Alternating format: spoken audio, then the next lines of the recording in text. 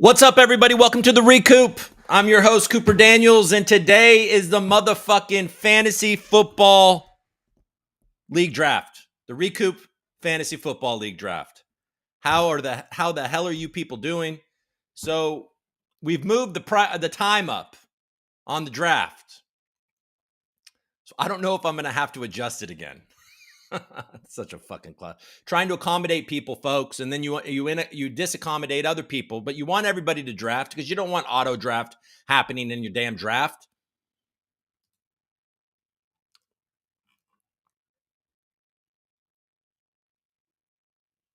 Okay, so we got one guy at an amusement park. I feel like last year somebody was at an amusement park too on draft day, which is pretty odd.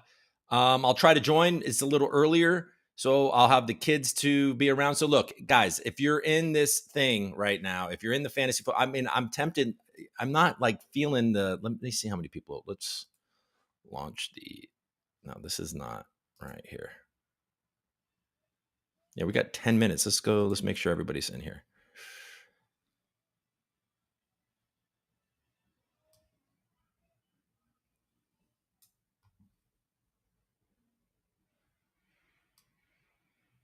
All right.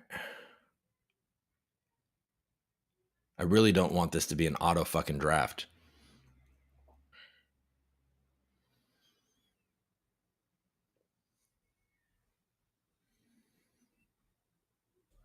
And not everybody's fucking confirming these changes. How are you guys doing? Do you miss me on X? I've been streaming to nobody on Pump Fun for a month. Why aren't you tuning in? Why aren't you fucking tuning in? You assholes.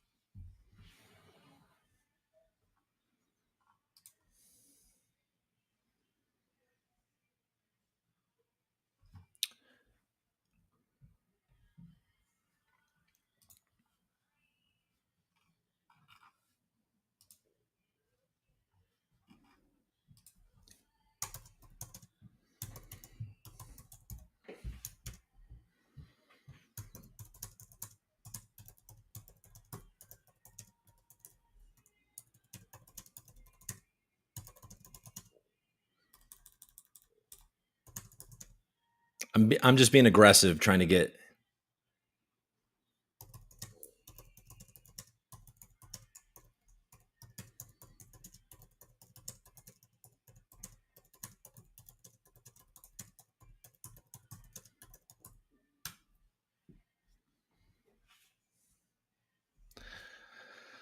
All right.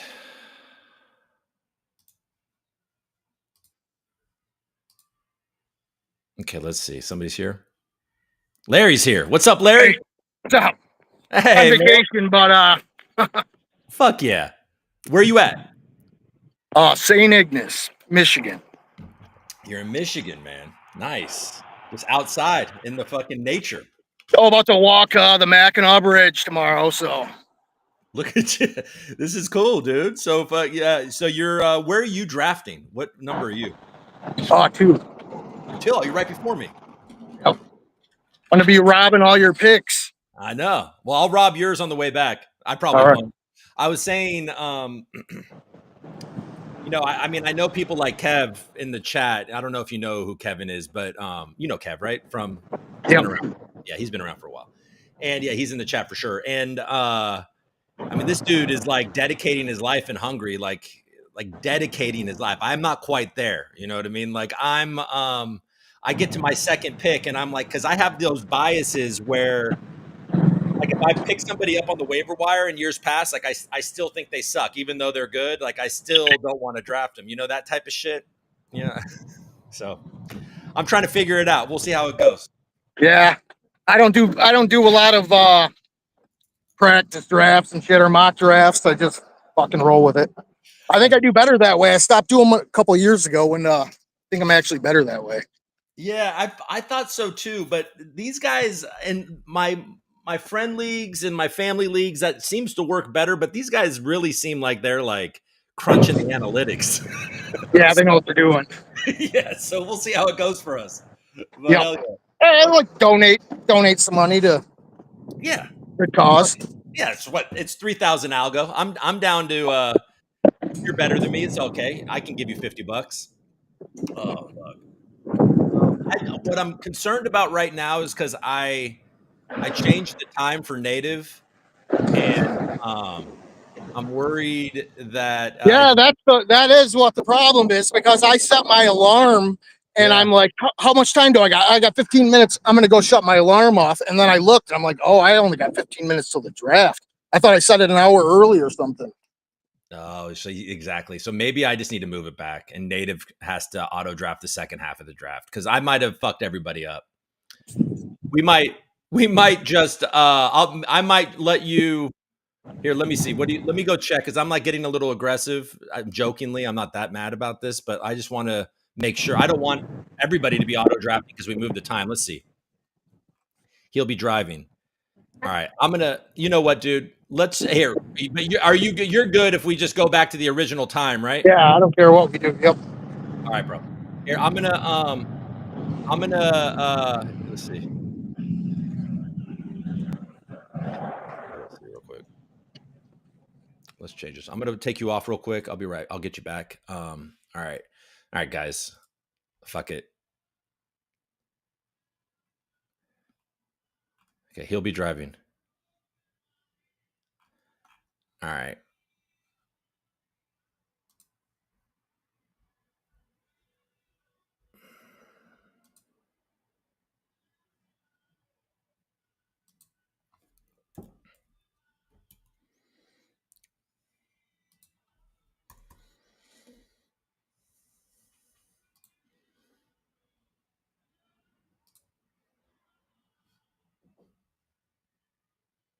All right.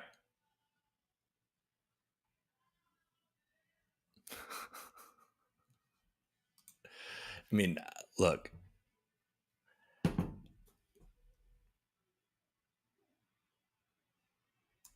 All right, folks.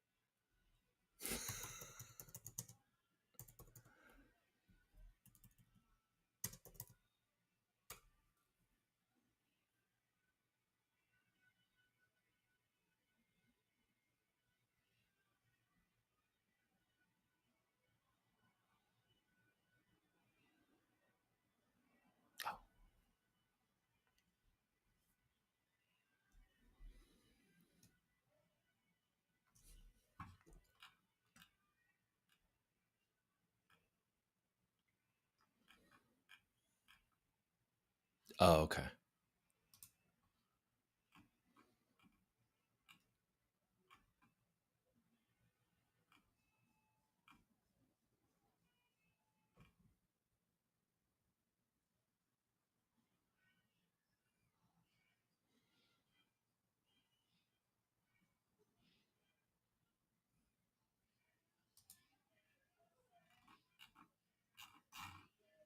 All right.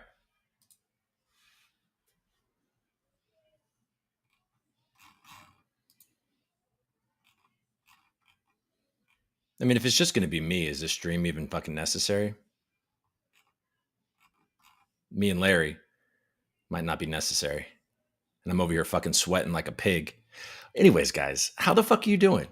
Anyway, I moved the damn draft to 11:15. I might as well just have a fucking Recoop on X and YouTube. I guess we're not going to do the draft. You fuck. This is great. Hey, you know what, guys? I just wanted to talk to you for a minute. Talk to you about how organized I am. What a well-oiled machine it is over here. I launched Devin on Pump Fun. I have streamed every day on Pump Fun to a bag of crickets. To a bag of fucking crickets. We launched it. It started off well, started off good. 4 weeks ago today, I launched Devin on Pump Fun, streamed Hammered on Pump Fun, had over 100 people watching. That's pretty good for a launch. We bonded in an hour or two. It was good. Ran it up, ran back down. That's what it did. Consolidated right where we're at right now for about a week. And then we started running 150, 180, 280. And then some motherfucker just absolutely wrecked it recently. You hear me? Oh, there's Kevin. We got Kevin. So maybe we will stream. All right. Now I've moved. Okay, Kevin, how you doing, dude? What are you drinking? You drinking beer? No, man. What is that? Cider, blueberry cider. Blueberry. It's night. Is it nighttime? But it looks light outside. It's we've got the Mexican filter. It's yellow outside. Oh, okay. You know, when you have these films that either are in like Mexican cities or in LA or like, you know, these kind of like having these Latin vibes. Okay, Latin And vibe. then they put the I thought you were talking about their skin color or something. I was like, damn, just coming out racist. No, they just put this yellow filter on it, you know, as if it's like, you know, because I don't know why they do that, but that's what it looks like outside now. But it is evening. All right. So let me see if I can. Oh wait, I cannot do this in full screen because then I cannot see my draft. All right.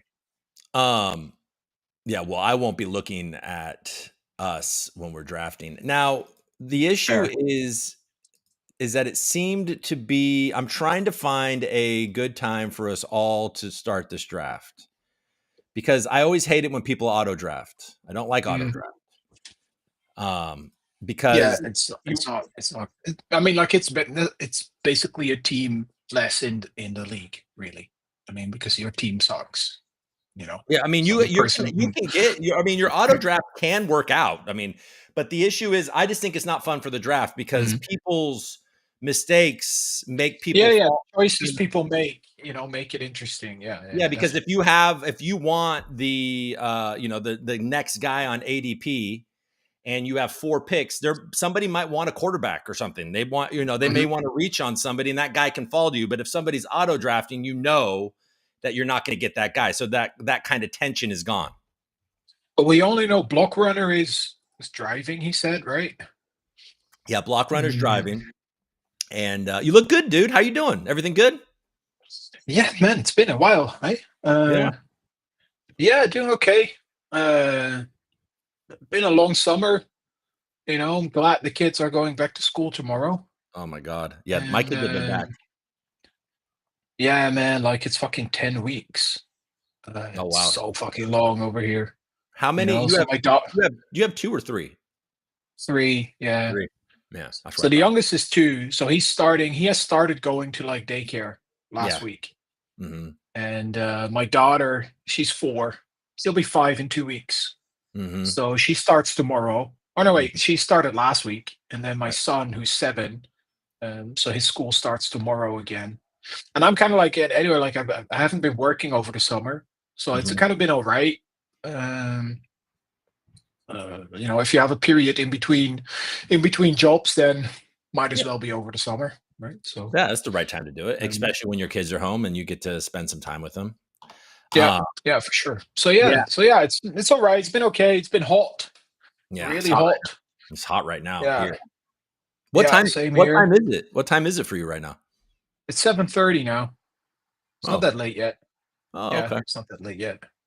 Yeah, it's better. This is good, actually. This is a good time for me for draft. Like yesterday, I did a draft with what's this guy's name? It's another dude from the group, right? Oh, Buccaneer Bandit. Oh, Buccaneer Bandit. Yeah, big old TDs. I love that name. Team name. So funny. Yeah, I love all the plays on the titties for some reason. Because I'm a fucking child.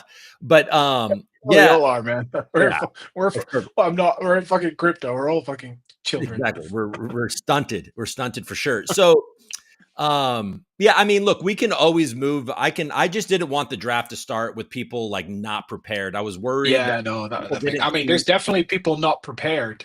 Yeah, You know. exactly. And so I was like, wait a second, we can just as long. I mean, everybody knew it was at 11:15 PST, and I wasn't sure that everybody knew that it wasn't. So that would be unfair if people's team were Yeah. auto drafting, and that's not what they wanted. So we can, Yeah. if we get everybody in the room, I'm down to start this thing anytime. So Yeah, it's just people going in and out right now, so you got no idea, right? yeah, So it's kind of difficult now to. I guess So I could. better to just, I guess, just stick with the time, with the I current probably time. yeah, just do the time, and then if Native can only do, I mean, the first 4 or 5 rounds, or he'll be there for the first 4 or 5 rounds, so Mm. that'll be okay. I don't even know. I didn't even look. How much time did I leave? Did you check to see how much time I left for? Per pick, Yeah, you mean? yeah. I think it's just standard, so 2 minutes. Okay, that's long. Should I lower it, or do you, or is I two think it's standard? fine. Like when you have people present, like we don't have a lot of rounds, So and actually, people take their time in the later rounds rather than the earlier rounds. Earlier rounds go fast, right? So Yeah, and it's not that deep. It's 14 people, so it's deep in that sense, but it's not like we have a lot of rounds. Like yeah. yesterday, we did like we also used we also used 2 minutes, and there were 20 rounds. It was 12 people, and it was done in an hour and 15 minutes. Oh, So that's good. and towards the back end, people anyway leave. People go on out to draft like the last 3-4 rounds. Yeah, and yeah. So okay, that's good. So you've been doing it. So you've what was I going to say? So you're like, I was kind of talking about this on Pump Fun for Nobody because I stream for nobody on Pump Fun. That's just a fun thing that I do. But that I do every single day. For 5 people, really 5, maybe sometimes 9. I've seen Look, man, 11. even if you make one person happy, That's right. As long as we have one person watching right now, so just as long as but I think that's YouTube, so that doesn't. Yeah, that's just YouTube. It's not showing Twitter. If I just brighten one person's day, Kevin, that's all that fucking matters. You know what exactly, I mean? right? And That's clearly, what life I is all made about. somebody some fucking money on Devin because I got rugged on my own damn token, which is fun. Oh, It got up to well, I didn't get rugged, but I mean it got up to like almost $300,000 market cap, and somebody just fucking demolished it down to 50,000. I think it's at 47. Right. So it's like, it's a fun little game. But they messed up. They messed up their own value also. Then, no, I mean, if you just market sell a whole bunch and you make it tank. Yeah, they walked it. I think they walked it down a little bit. Yeah, but I mean the chart is so stupid. Here, I'll show you. Look at this. Let's look at the chart real quick. Hold on while we wait. Well, I'm glad that you're here. I'm glad you're here in here. Let's see. This is Devin. I don't know. Are you gonna pull it up? Oh yeah, okay. Oh, beautiful, man. That's a good looking chart. You like that? Look at that. Yeah. Look, it's beautiful. I mean, they probably the same person did this, so they ran it. Very likely, yeah. And there was like, you can see, this is probably different people. People like, oh hell yeah, this is going to be a runner. Oh, this is on Soul. Yeah, this is a Soul version. Yeah, okay. Yeah, and then they knocked it down, and then it got all the way back up here, and then look at that fucking death. That just looks like a rug. That fucking sucks. It's not a rug. I've shown up. What does it look like when you zoom out? Let's just do. No, that's not the right way to do it. I mean, look at that fucking thing. I don't want to look at this. This is worse. I'm depressed. We're not sharing that anymore. All right, it's gonna be okay though. The whole point is that, so I'm making a movie, and this is part of it. And my whole idea is that the Devin token is the pitch deck. It's a modern day thing. And so, but $47,000 pitch deck isn't what I'm looking for. I'm looking for $1 million token. So I'm going to need some help. I'm going to have to do a better job or something. All right. Venture studio, man. Yeah. Making it happen. We got to do it, dude. We should start a VC. We should start we should become. No, I said, I know a venture studio. I don't know if you want to work with them though. I don't recommend them. Okay, Adventure Studio that you do not recommend. Beautiful. All right, so it looks like, let me just refresh. So it looks like me, Buccaneer Bandit, Toxicity, you, Josh Allen Fucks, and nobody else are in the room. So Yeah, it's but they might be in the chat. I mean, and that's the problem, right? People don't stick around. Yeah, which makes sense. Because Algo Bama is in the chat. Algo is in the chat. Okay, so they're just not in the room because now they realize. Native is around. Okay. So they're just not in the room because like people go in, they have a look, they see, oh, not everybody's there, and they leave again, right? So like yeah. But so, now, like I said, I think we just stick with the time. It's only it says 35 minutes. Yeah. Right. Yeah. Well, should we just stick with that? Because if we just change, that's not a long time. Like if we change that now, like people are gonna get all confused. Yeah. Okay. Now we're locked in. We're too much shit I'm reading today. Read the chat. Okay, it works now. Thanks. We aren't drafting for another 40 minutes. Yeah, everyone's having fun. That's fine. You have another 45 minutes of mock drafts. Yeah, right. Everybody mock. Mm-hmm. I was okay. So I guess we might as well hang out and talk fantasy football. I mean, we don't obviously want to like give away who we want or who we're targeting. Yeah. That wouldn't make sense. But I will concede because I know that you're like locked in. How many fantasy leagues are you in? Right, let me count. 1, 2, 3, 4, 5, 6, 7, 8, 9, 10, 11, 12 on Sleeper. Oh my God. Are these all with people you know? Oh, I got to know them. I they I know them now. And I'm on 6 in Yahoo. Holy shit, you're in 18 leagues? Yeah. How many have you already drafted? All of them except this one, and there's one called Megala Bowl. Oh, you're doing part of the Fantasy Footballers, which is a podcast and social media stuff. We all know who the Fantasy Footballers are. Yeah, so that's the Megala Bowl. So that one and this one, everything else is drafted. But like most of them are dynasty leagues. I've basically been drafting since May, right? So wow. You are like fully. How are you going to manage all that shit? You're just going to do it. That's a lot. That's a fucking full time. Yeah, I mean, like for a lot of them, most of them are free. So I expect the majority of people to just drop out. After the first 3-4 weeks, if you're 0-4, you're really gonna continue like managing a free league. Like I don't think that's that. I think all my drafts are pretty good. Like when I look at like sleeper projections, I'm ahead in all of them except the one where I took over an orphan. Right. I've actually, I mean, these things like really kind of consume me. I'm an obsessive person. Oh yeah, me too. That's why I'm in 18 leagues. Clearly. So I've been doing fantasy for a bit.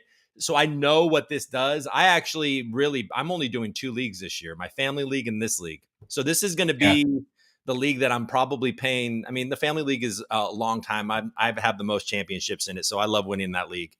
But my friend league, which they were drafting, the draft just wouldn't work and it couldn't. So they're doing an AI team for me this year. So I'm really pared back. But see, this is the thing. So I've done some mocks. I'm like, you're clearly above and beyond prepared for this. That's clear. If you've already probably done hundreds of mock drafts. Yeah, you've done hundreds of mock drafts. You've done tens of real drafts, and you have that new. Last year was your first time doing fantasy, right? That's right. Yeah. So I really wanted to do dynasty this year, right? So that's why I started in May, and I just started looking for some leagues on Sleeper. Yeah. And got to know a couple people, and then they started making more leagues, and then I made a couple leagues, and then so yeah. Dynasty, the drafting is just so much fun. It's so much fun. Yeah, I know. That's the one thing that I love. I love the drafting and like the excitement of what's coming and like Yeah, and who falls to you, and when Yeah, people make absolutely. people Yeah, make dumbass big dumb. mistakes that make the person fall to you, Yeah. all that Well, shit. yeah, like yesterday in the draft, like we had, let me check. I think it's at 103 that Jalen Hurts was picked. Let me just quickly check. I think it was 103 draft results, which is, of course, if anybody is listening that is, or even for you, Coop. Oh, 102 even. Excellent pick, of course. I really recommend that. Um, You like the second pick? Jalen Hurts. No, no, no. Picking Jalen Hurts at the 102. Excellent pick. Whoever is drafting against me, really, really strong advice. Jalen Hurts. 102. Yeah, I mean, this is the thing about fantasy football is that people, especially when not a lot of money is at stake. This isn't like 1,000. Some people play for some serious dough, I've and got 3 money leagues. yeah, 3? yeah, and so this is Yeah, 3,000 coop. So it's 11:15 yeah. p. I'm just letting this guy know. 4 money leagues actually, because the one that I orphaned, that I took over, is a dynasty money league. I was invited there by a guy that I'm in a couple leagues with, that I've been chatting with occasionally, also about drafts and all that shit.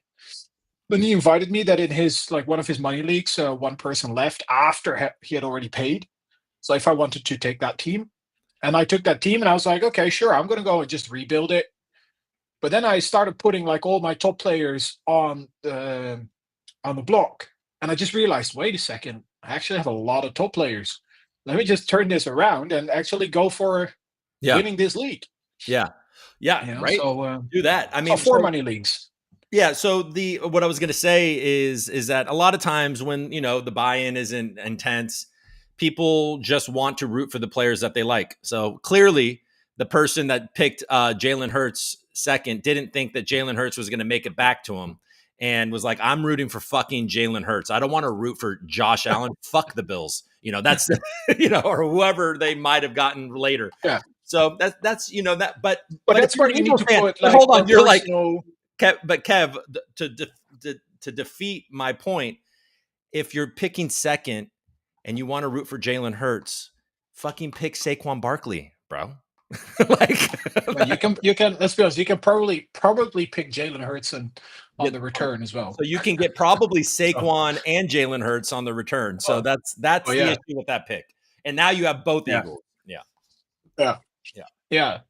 And then, he was at the 103 or 102. So, like, even at 3.2, you can probably still pick.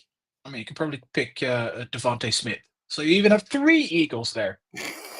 So yeah. Yeah, AJ Brown would probably be. I mean, you could probably start. You no, you're not he's in the, like, he won't make it back to, like, to you at to two to in the to second. the end of the second round. Yeah, He's hurt though, isn't he? Or is he? He's okay. they're practicing again, both of them, but they both have like paper hamstrings. So I wouldn't draft either of them, to be honest. Um, yeah, Yeah. you're not targeting those guys. AJ Brown though Uh, is a fucking beast. Every time I sleep on that dude, he's a yeah, fucking. yeah, as long as he's on the field, but he'll miss. Like, you'll get anywhere between 10 to 15 games from I him. like him, dude. And that's just not good if it's like a top 3 pick for you in one of the top 3 rounds. It's just Yeah, too much risk. I've learned to, like, I try to. I might go. It depends a little bit how things fall to my 1-8, but I try to avoid risk. I get Just that. go for safety in the first 4 or 5 rounds, and Yeah, then you can go for like upside and swing picks. yeah, I think that's probably true. I was going to say this. This is I'll talk about my limitations because of I've done a few mock drafts and I've listened to a few episodes of the Fantasy Footballer, and I've looked at a few people's rankings. So I'm just a guy that has played fantasy football for a long time, and Yeah, and these same limitations pop up every year, and I have a couple of biases. And so this is like, maybe yeah, this is helpful to the people watching, and just owning it, will be helpful for me. Is that guys in the past that I picked up off on waiver wires, I always don't value them properly, even though that they right. are ranked high and they're great players that are going to get targets. They're the one or two on their team or whatever it is. Guys that I've picked off the waiver wire in the past, even if they were good, I usually value them lower, and it makes me not want to pick them. And then Right. and then what that does is that when you're like somebody at the beginning of a draft, like I am in a 14 player league, which I don't have a lot of experience drafting in, Yeah. what it does is that it makes it overly tempting to get an elite quarterback or tight end in that position on the way back, because everybody feels too mid and I want to get elite, but then you end up potentially you can end up regretting it, being like, holy fuck, I could have gotten this guy, then I wouldn't have such a shitty fucking running back room or wide receiver room, and I could have just started fucking Brock Purdy or somebody, and like that's usually the way that plays out. So I'm trying to check these impulses. We'll see how it goes, but yeah. No, So it's that's always like you there are some biases, right? Like whether it's towards teams or individual players, that you've been like if you owned a player last year that just did really bad, but maybe they're in a better position now, then yeah. you still carry that bias along. Then you're much less likely to draft them again, even though they might actually be in a good position, right? Well, yeah, So I mean, Christian McCaffrey could be that guy 100%. So many people have been burned by Christian McCaffrey over the years. And, you said you're clearly not targeting Christian McCaffrey yeah, based on what you said. But he is obviously somebody that if his legs if he stays healthy, he could be the number one overall fantasy football player. And you're yeah, not going to pick him I think I picked him last year, didn't I? Didn't I have McCaffrey last year? I think I did. Or no? it's possible. No. Ock, I think had McCaffrey. I don't remember. I don't But remember. I know in one league I did have McCaffrey, but anyways, so yeah, we'll see. I'm really curious on how these first two picks are going to go, because there is a scenario. I'm the third pick and I'm targeting two players. So Yeah. like there is a scenario where I'm fucking like already with the third pick in the draft, fucking stressing about who I'm going to take.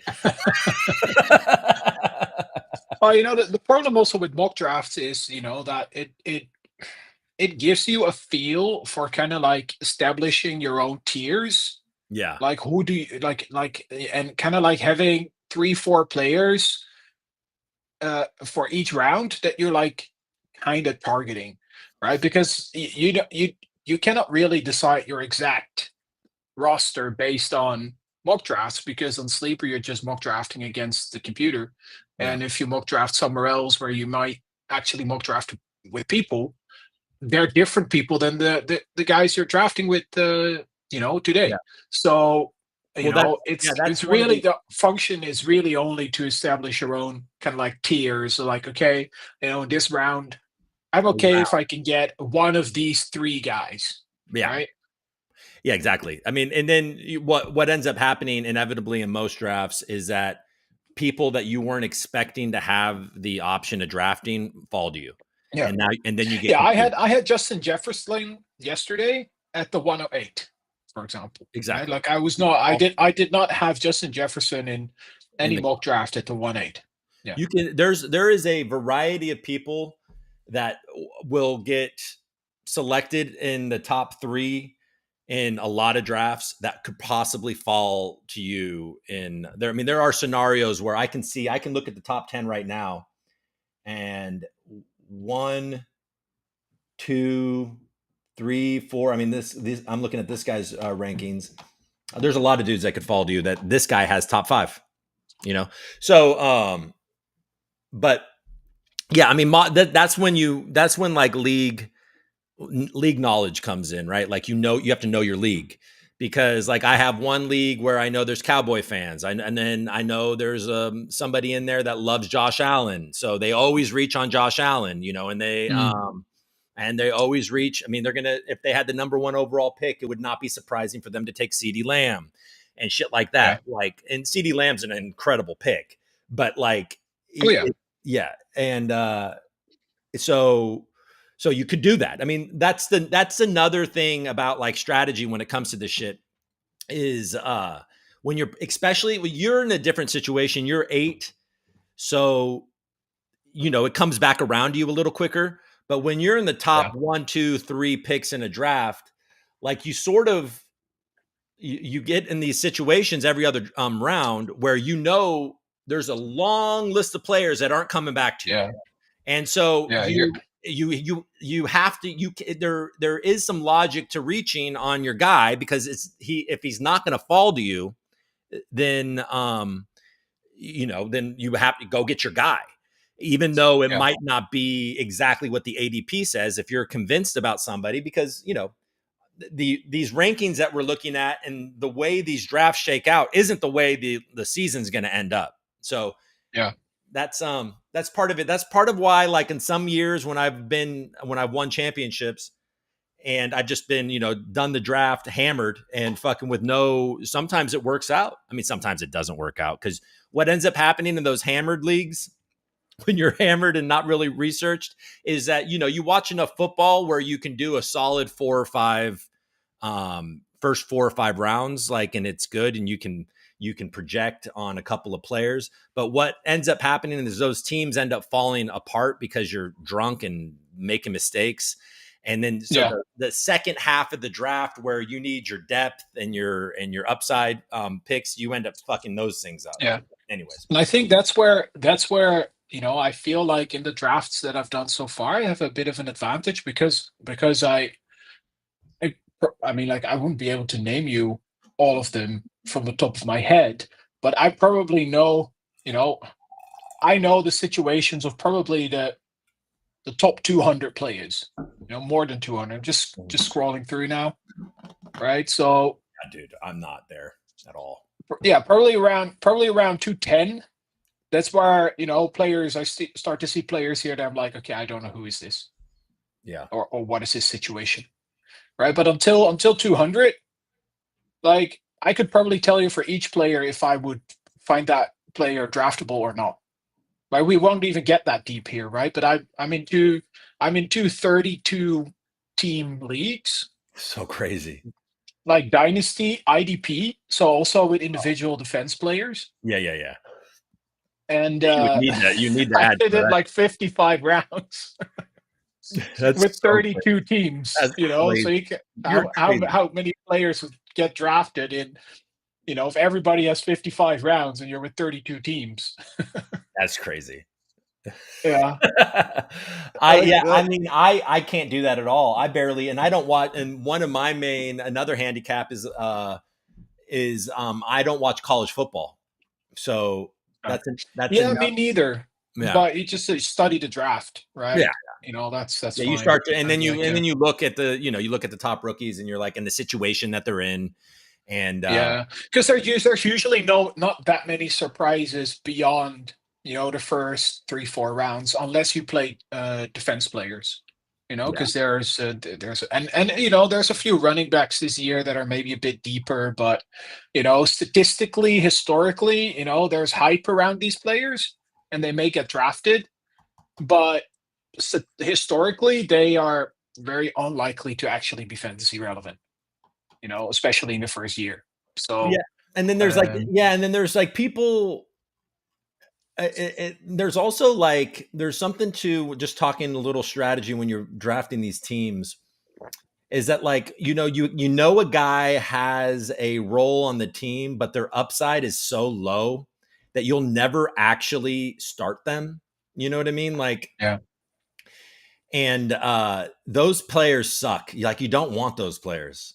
I'm trying to look and see what is a good example of those. I mean, I would say somebody like Najee, but Najee actually has a chance there to be a goal line guy. Yeah, I mean, Najee blew up his eye, right, on 4th of July. And so I honestly think he would have started as the RB1. Yeah. Yeah, if he wouldn't have had that injury.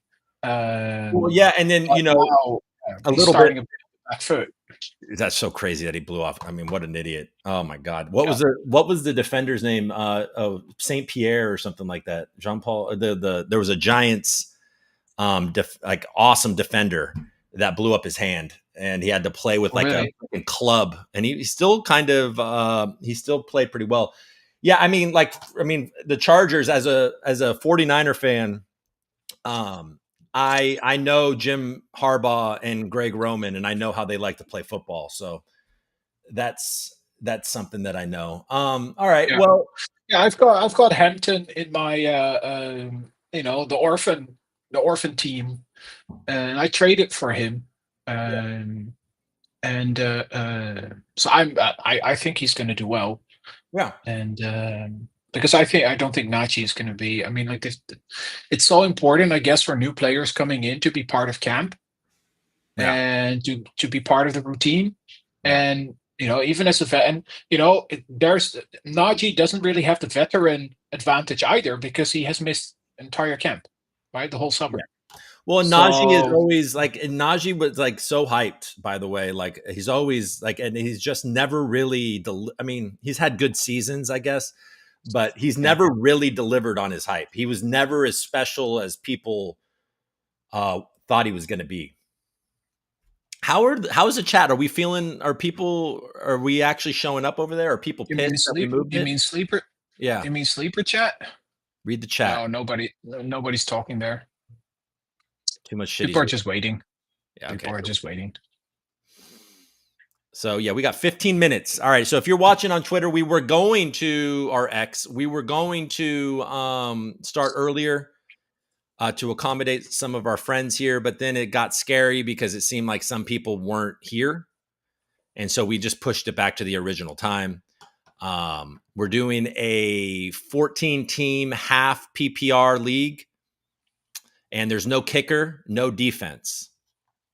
Yeah. And yeah, that's the format of what we're doing.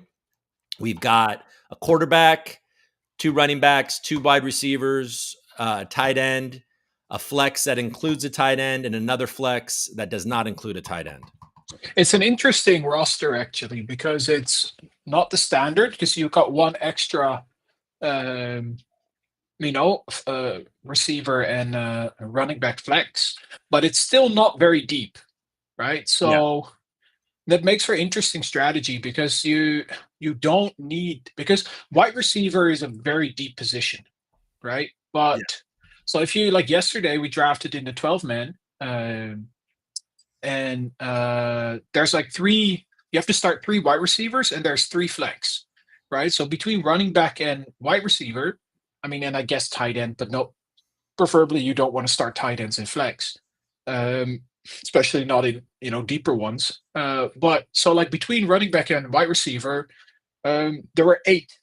You had to start 8 players, and that means that like that goes pretty deep, right? And then quarterback and tight end becomes slightly less of a priority because it's also a lower percentage of your total roster statistically, right? So your weekly points, like percentage wise, there's not as many coming from the quarterback and the tight end position, or from each position, in general. So if you have more starters, like the quarterback and the tight end positions become slightly less important. But if you have fewer starters, then those onesie positions, they become more important again because they are, statistically higher percentage of your weekly points total. And that makes for, interesting strategy, whether you like yesterday, my strategy yesterday was I'm filling out all the RB and wide receiver positions first before I even start looking at the other 2. So what was the format of the league you drafted yesterday? What do you mean format? You mean like the roster? So it was a half point. Is it half point PPR as well? Same as this, almost the same as this, except I think you do 6 points per touchdown. Do I like quarterback? Yeah. Do I quarterback touch? Did I change that? Yeah, that's one. I think that was a change already last year, just to give the pocket passers a little bit more value. Yeah, I did do that. I love which is good, to be honest, because I like it. It balances out a little bit because otherwise, like a Lamar, especially Lamar, actually becomes like such a cheat code. Yeah, because he's also like over the years become an incredible passer. What I didn't like about he was a very good passer last year. Yeah. What I didn't like about last year, the settings, the roster settings was I felt like it undervalued running back too much. Like only it just it overvalued wide receiver and it undervalued running back. And so that's what the change where I took away a wide receiver and made it 2 wide receiver and added the wide receiver running back flex. Even though, like you said, the wide receiver is a deeper position. But part of the fun of fantasy is that because running backs get hurt. Like that's just, that's the position that where Usually, and then that's where usually the more exciting players come off of the waiver wire. So it makes it more fun when you can start more of those guys. We're getting close. We're about 10 minutes away. So let me put that in the chat real quick. Yeah. Hope everybody shows up. Let me see, 10 minutes or 11 minutes, but I'm going to call it 10 minutes. Open my ranking pages. Did you buy the UDK? I already bought it back in April. You're so fucking prepared. 14 teams. I bought it before it even went live. Because it went live, like all their rankings and shit, like all their content started like 1st of June or something. And then they added all the research and all the analysis stuff at 1st of July. But I bought it like when it first went on sale, like early bird, on I know big discount. It's so funny. Once my friend league, like this was years ago, but once we all started watching fantasy footballers, like the league became much more predictable. They're good. They do a great job. They're like also fun to listen to, and so they obviously they do a good job. So that's yeah. Oh man, like I listen to almost every episode. Yeah. Right? So I know I've been listening. That's the one that is like I've listened to like a couple of their mocks, and then I've listened to like this week I've listened to most of their episodes to kind of let me go on X. Like my guy episodes are fun and like things that actually give you information about players, right? Like all the banter is fun and the jokes are fun, and like I'm not actually that big a fan of the mock drafts, but I'd rather just like gather information and opinions about especially the situation of players, right? Like that helps because that is something that I'm not that familiar about, because like I don't know, this is my 2nd year playing fantasy and seriously watching the NFL. So like I'm not familiar with the entire history of all the coaches and the style of play that they prefer, so that is what I'm mostly listening for, like to hear like, okay, well, this coach prefers to play more relying on the running so that's the information I'm looking for, and just opinions about player situations. And it's good that there's 3 hosts, so you don't just have like 1 or 2 kind of biased opinions, because they very frequently also disagree about stuff, and it's good to hear different sides of a position of a player. Yeah, for sure. Who's your favorite? Who do you like? Do you like Andy? Do you like Jason, or do you like Mike? Who do you feel like you tend to agree I don't with really I don't really have a favorite, to be honest. Like, so I don't like, they all sound the same to me. So like sometimes I'm not even sure like who is talking. Yeah. Because I'm listening, so I'm not watching. I'm only listening on Spotify, right? So we actually, a buddy of mine and we like a few years ago in LA, we went to their live, like a live recording of the fantasy footballers. That was pretty funny. All right, so we are we're very close here. I wish everybody was I wish there was more people with the green dot inside of the room. Well, I'm not even there. Like I left. But you have one of my windows. Okay, but you have the green dot. I'm here. So Death Proof is saying he's got Chase queued up. Well, that's not so surprising. There's an argument though to be made for not picking Chase, I guess, at the 1, because because he was so successful last year, and the probability of that repeating itself is apparently historically low. You know what? Actually, So, hold on. I'm realizing we're about to draft. I'm gonna go piss. I'll be right back. yeah, all right, man. I'll do the same then, actually, because I don't get stuck like that in a few minutes. Yeah, exactly. Hold on.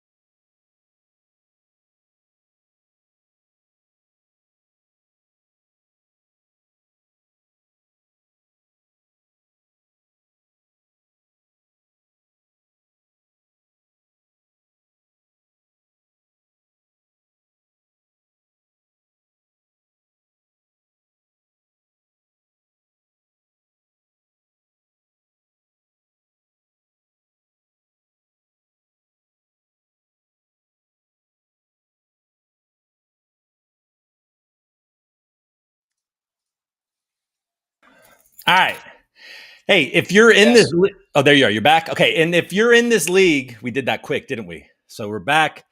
And if you're in this league and you want to join the stream, fucking, I mean, it can just be me and Kev, but you're invited as well. So fucking stop being a little bitch. All right. Let's see. All right. Okay. So we got Native in here. We got Bama in here. We got everybody. So who do we got? Where's Jorge, the defending champion? We got, I mean, I know Ak is 4 minutes. 4 minutes.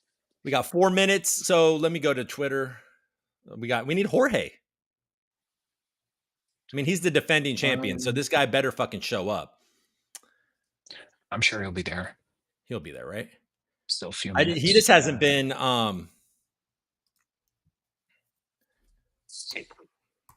Yeah, man. Like it's always interesting, right? Because I've got 31 players in my queue, kind of like as my setup, like from tier to tier.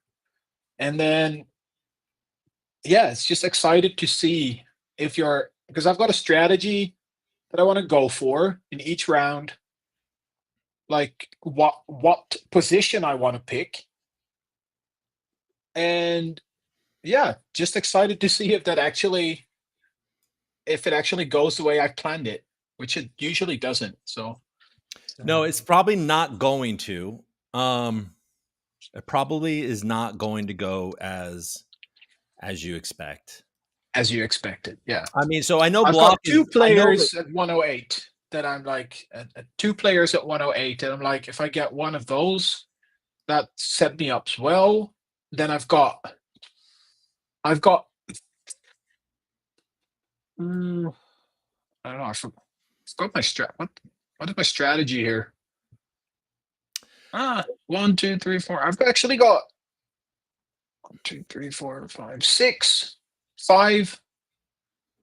Oh, there's actually a whole bunch. Like in the second round, like you can't really go wrong, but it will decide like the next rounds after that. Yeah. Right. So I've got 2 lined up for my 108. Get one of those. Okay, great. And then for the second pick at 2-7, I got like I'm happy to take any of these 8 here, basically. Right. But then, yeah, depending which one that will be, depends it's funny that how else you're gonna go. 2 years. Sorry, I'm interrupting you because now I'm like I'm carry on. Locked in on can we get everybody in here? Where the fuck is Jorge?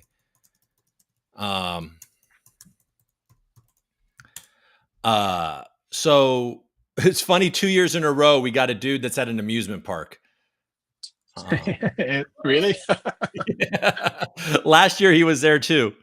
Block Okay, Runner good. is not yet in here. Algo Richard is not yet in here. Jorge is there now. Okay, I Same see. old Lion is not in here. Okay, good. All right. So I know everybody is like ignoring. Okay, so Jorge's here is just not showing. I know I know it's on. The only person. Okay, now that we've heard from everybody, I feel like we've heard from everybody. Block Runner was driving, but I know he's in a situation. It's on his radar. Jorge just showed that he's alive. Ock has shown that he's alive. The only person I don't think has shown a sign of life is Algo Richard. We'll see how it goes. I mean, if you fucking whatever, it is what it is at this point. Most of us are here. It's the best that we can fucking do. Done everything you can, man.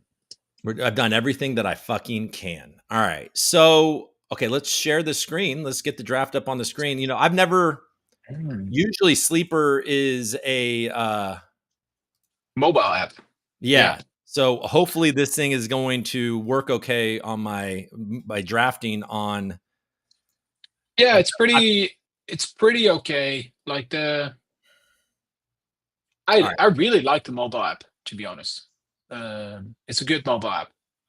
It is a good map. It's a good app. Like drafting Yahoo on mobile sucks, but Sleeper is good. All right, so this is what we've got. We've got basically everybody. All right, I'm gonna so it is 11:15. All I have to do is press the damn button, and then we're gonna go. Most people are here. I don't see Ock in here. I don't see Algo Richard. I don't see Block in here. Block is there. So okay, we're just missing Ock and Algo Richard. These motherfuckers. Let me just say, I'm starting now. We're starting now. Yeah. All right. Death Proof is up. Did it start? I have to start it, right? Yeah. All right. I think so. All right. I'm going to start it. You guys ready? Go. Let's go. Come on, fucking Richard. And okay, Ock's in there. So everybody's in here. Death Proof is in and out. Everybody go fast before he goes in the roller coaster. Okay, let's go. Are you sure you want to start the guy in the? All right, we're off. Let's go, baby. Beautiful sound. Okay, he's got Jamar Chase goes number 1. As expected. So I am going to get, of my top 2 choices, I will be getting one of them. Yeah. Honestly, I think like at the 3, it doesn't really matter. Like who goes before you. Oh, I guess it's because he's a Lions fan.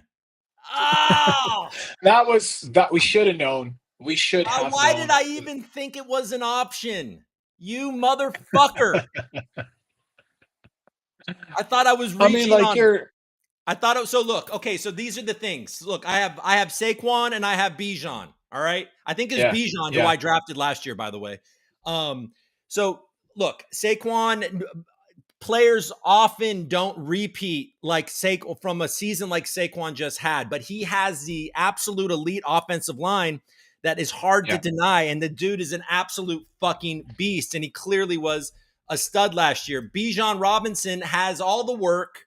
He with Michael Penix last year, he was a beast.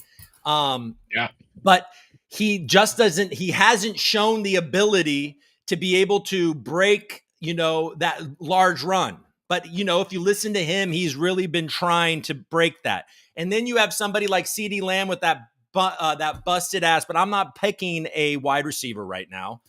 I'm not picking Justin Jefferson. I'm not picking Saquon. I'm picking Bijan Robinson. Nice. Yeah, I like that pick. I think he's in a good position. Jefferson goes next. Okay, so Buccaneers probably, holy shit, I just got fucking Barkley at 5. Algo Richard is not in the fucking thing. The hell, dude? Yeah, that's... Algo has arrived. That's good. Algo Richard. Everybody's here except for fucking Algo Richard. I can't believe I was convinced I was getting Gibbs. And Is then it?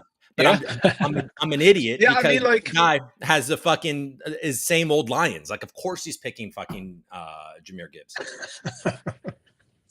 I mean, like Gibbs. Yeah, I mean, like all Well, three of these guys, right? well, They the have down. they could be RB1s, Yeah, right? So I like CeeDee CeeDee Lamb Lamb. is good. I mean, and also obviously All Gibbs right, all has. right. So You're up. so I would have taken McCaffrey if Henry would have been gone. Yeah, So I would have taken that risk because I think he has RB1 upside. If you get 15 games of Christian McCaffrey, yeah, then I think you have a shot at him being RB1. But I think the likelihood of him giving you 15 full games is just yeah. incredibly small, right? So, and Henry's just a fucking beast. He's going Derrick So, Henry. you know, age is just Yeah, a number for that's Derrick right. Henry. Aaliyah. And I would have gone McCaffrey if we would be a full point Got it. PPR. But you know, at half point PPR, I think Henry is just He's one of those guys that is defied every year. People yeah. say he's old. He's going to fall off, and he never does. Oh, look who made it! I mean, We got Richard in the building. There we go. Oh, he's there. All right, Nice, feel good. nice. Look at all those green I dots. love when we get Look all at the all those dots. green Now we're dots. good. Oh, Puka Nakua. Beautiful. All right, I mean, Richard is like, Oh, holy that's early. shit! I just got fucking. I just got Christian McCaffrey at the 10th pick. Neighbors. Oh, we're moving fast now. Neighbors. I like neighbors. This toe injury is kind of nagging me on neighbors. Like I don't have neighbors in any of my leagues. Who does he have? He has because I he's usually got Russell Wilson passing to him, right? Yeah, so I think he's in a slightly better, you know, situation than last year. Like, you know, with what was it, Daniel Jones? And now Daniel Jones. I mean, it's not great. Like you hope for Jameis Winston to come in quick. You know, as a neighbors guy, I think you want Winston. Winston's amazing. Like he's gonna, if Winston plays good number of games for the Giants, oh yeah, they won't win many games, but neighbors will. You know, neighbors would have a shot at being the and he's receiver. And he's just a beast too of a receiver. Yeah, but you're right. And Winston and Russell Wilson, you could have worse guys throwing the ball to you. All right, we got Alabama on the clock. I think this draft has gone pretty normal, to be honest. I don't think there's been any pretty. I think Puka maybe one or two spots early, but if you're but Puka, I mean, he's a fucking young, absolute stud. If Matthew Stafford, absolutely. Look, his risk is, you know, with Stafford. Like, you just don't know how Stafford's going to hold up. And then you could also you can make the case that Devontae Adams could poach some of those poach some touchdowns. Oh, he's definitely going to take touchdowns. Yeah, but like I don't think like Puka. Like last year, Bama he did not have many touchdowns. With the stud rookie running back Genty on the Las Vegas Raiders.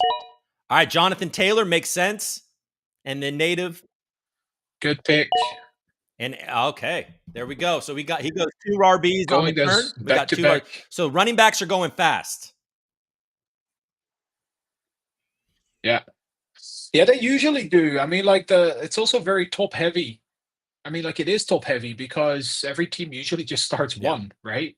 So the depth is just a lot thinner also for quality running backs. So you usually see people going like at least 1, probably 2 running backs in the first 3-4 rounds. Because after that, there's just no more starting running backs. And then then also like throwing darts. in this league, right? So, we have also increased the premium on, you know, the you know, it's good to have good running backs in this league. And the elite. I think there's a bonus for 40-yard either, you know, rushes or catches. Oh yeah. You're right. I think I put a bonus for let me just over 200 yards rushing. Also, like, okay, so let me quickly check this that. Is how what it actually. This is how locked in so, I am. I don't even know the settings that I put. Okay, go ahead. Yeah, so there's 40 yard rush bonus, 2 extra points, 40 yard reception bonus, 2 extra points, half point PPR. That's Okay. it. There's no other bonuses.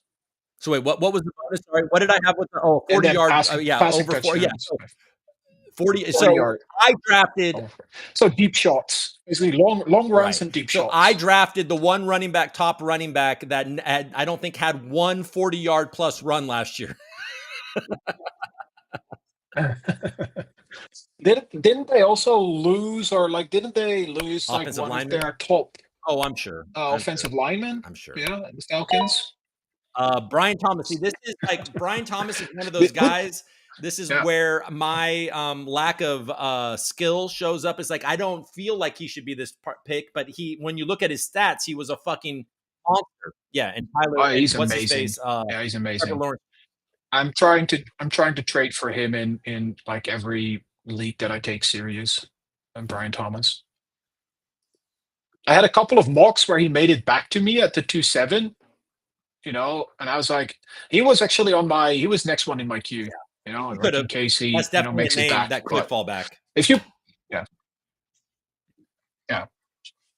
and but yeah, he's going to be good, and I think I'm a Texans enthusiast, but I think the division is going to be more competitive than it was last season, because I think all teams, maybe except for, the Colts and the Giants the Titans are still not great, but the Jaguars are, definitely better this Josh year than Jacobs they were last year. Goes in the third pick of the second round. So running backs are absolutely okay. Drake London I'm not getting Drake London. I didn't think I would, but I wanted him. Start the fucking. Oh, there's two. Like I've got 3 guys. Like high on my Irving's list. not falling to me either. So yeah, running backs are fucking falling, which means that premium wide receivers are going to be on the board when I'm picking. All right. So we got and Josh Allen here is looking at this. Let me see what we got. I'm gonna guess and think he might pick Josh Allen. Oh, he doesn't. He goes 2 wide receivers. Right, so that's interesting, because like now I have a decision to make. Do I get Chase Brown and just lock in my running back room, or do I go early on one of the top quarterbacks or Brock Bowers? Right, so I don't think I'm going to do that. I think running backs are going too fast, and Chase Brown has definitely running back 5 upside, top 5. So I'm going to go and take Chase Brown. Yeah, I was hoping that was somebody that could fall to me. Yeah, I think he's drafted too late for the upside that he has. So all right, so now Kyron Williams is fucking gone. Yeah, there's definitely some value in running backs later also, though. Like there's you're going to every team starting one, right? So, and he's going to score points. It just means that you have to get a bit more creative on the back end of your draft. This is exactly what I feared, to be honest, is that I was going to all of the players that I want are going to be gone, and I'm going to be tempted by fucking a quarterback or a tight end. Well, I don't think that's actually the worst. Not, I mean, if you get it's not the worst thing that could happen. Let's let these fuckers draft, and then we'll talk about it when it's my turn. See where you are.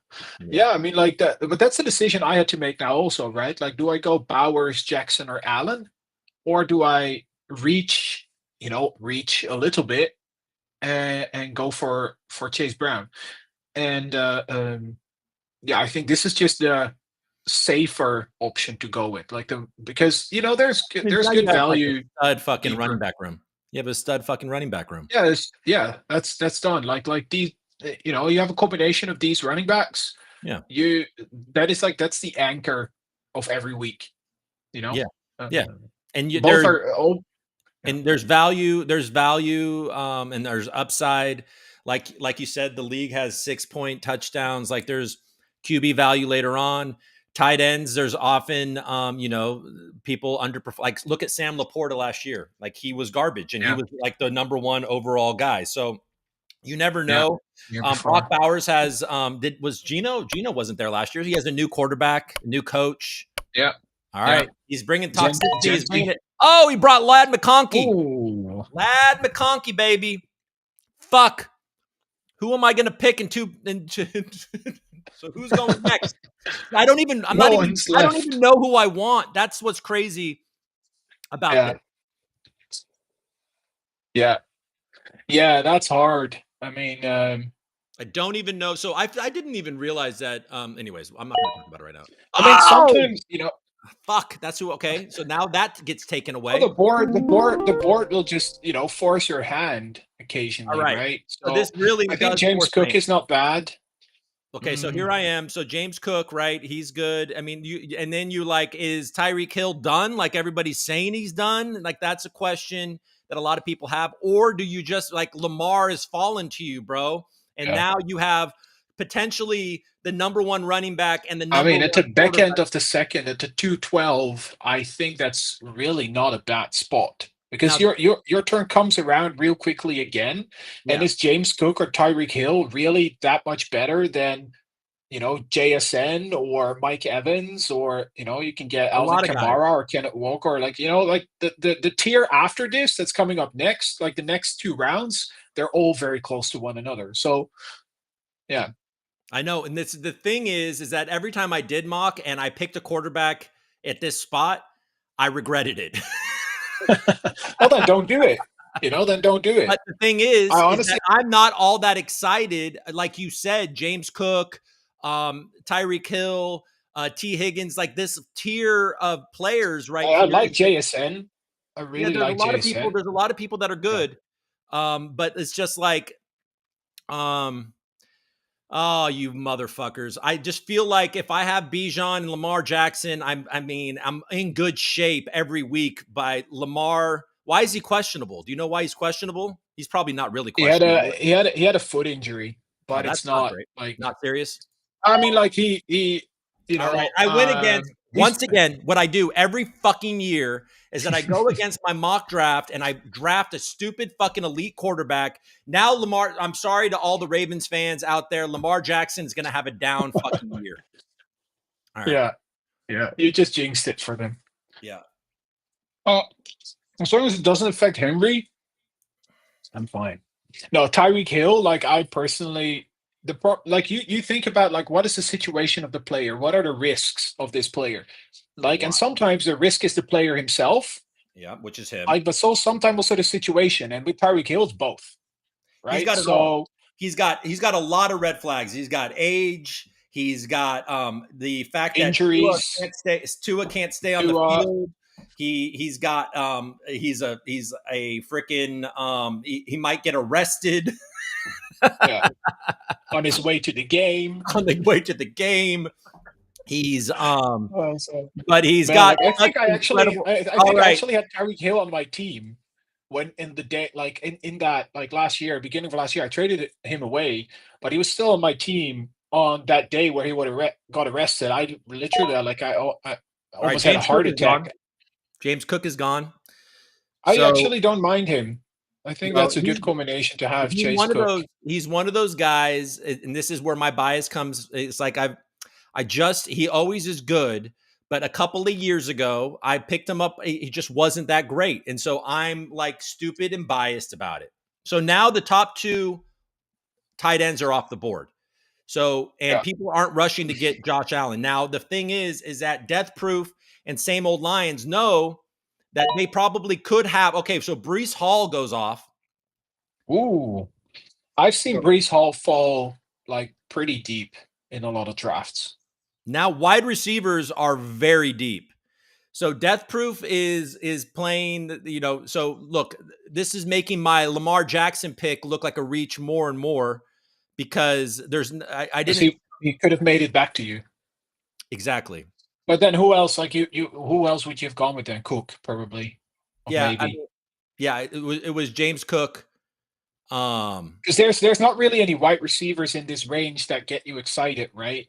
Like you Yeah. feel even with JSN, who I like the most out of like what's kind of in this range, you kind of feel like even that's a bit of a reach. But there's nothing else left there. But you don't want to pick a quarterback early either. So like then you're like, okay, well, I just go for the biggest differential, which is an elite quarterback, Yeah, and Lamar right? So Jackson is such a fucking stud. And the thing about Lamar Jackson is, at which I do know, and he's surprised me. He surprised me last year is how fucking accurate he is. So this guy is like got his game tight. So if you're gonna, I think he's just one of those guys that can throw a ton of touchdowns, can run for a bunch of yards, and it's just what it is. So I mean I'm yeah, not mad, but now I have to be smarter. And the thing is by but you're right. Like I'm going to one of those wide receivers that I could have targeted at my spot is going to be available. So he goes T. Higgins. So I have the choice of the two wide receivers that I was targeting, which were Tyreek Hill and Jackson Smith, whatever his face. Now, Sam yeah, Darnold, JSN, you saw what Sam Darnold did with Justin the Jefferson. Vikings. This guy is a good fucking wide receiver. So I think I am going to go JSN here. Now, another thing is, JSN's very safe. the another thing is that another thing is that fucking Jaden Daniels could potentially have a similar season as Lamar Jackson. He was a fucking league winner last year for a lot of people that got him late in the draft. So that's I got to stop thinking about quarterbacks now because I'm obviously not picking it. So do I go for the insane upside of somebody like Tyreek Hill that's obviously not going to fall back to me, or do I go with JSN, who's a young guy with a new quarterback on a I team know what that I would do. I know I what you know what you've I said it would do. 17 times, and I was worried you were going to influence it. So I think I should just go with it because now this means that I have an elite wide receiver. I have with like what you said, the risk. There's no risk in having Lamar Jackson as your court. I mean, there is, I guess, with that foot, I suppose. But I'm going to go. That's nothing. Like yeah, that's the good. That is the pick. So I'm happy. I'm like sitting there very elite. Let someone else. Let someone Okay, so else there you go. get a hill, man. Jorge's got to feel good. He's in a similar situation as I am.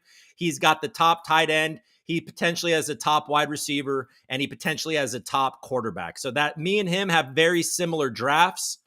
It's Yeah, just he's betting on the depth of wide receiver, which is obviously is a good play.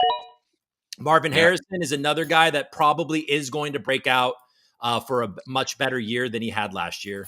And now we yeah. got George Kittle. So toxicity is going zero running backs, and tight ends are flying the fuck off the Danger, board. danger. I love George Kittle, Yeah.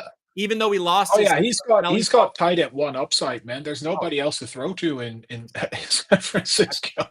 exactly. I mean, if He's gonna have a killer year, man. I mean, Like look, honestly. McCaffrey can get hurt. Brock Purdy is a great quarterback, but okay, Oh wow.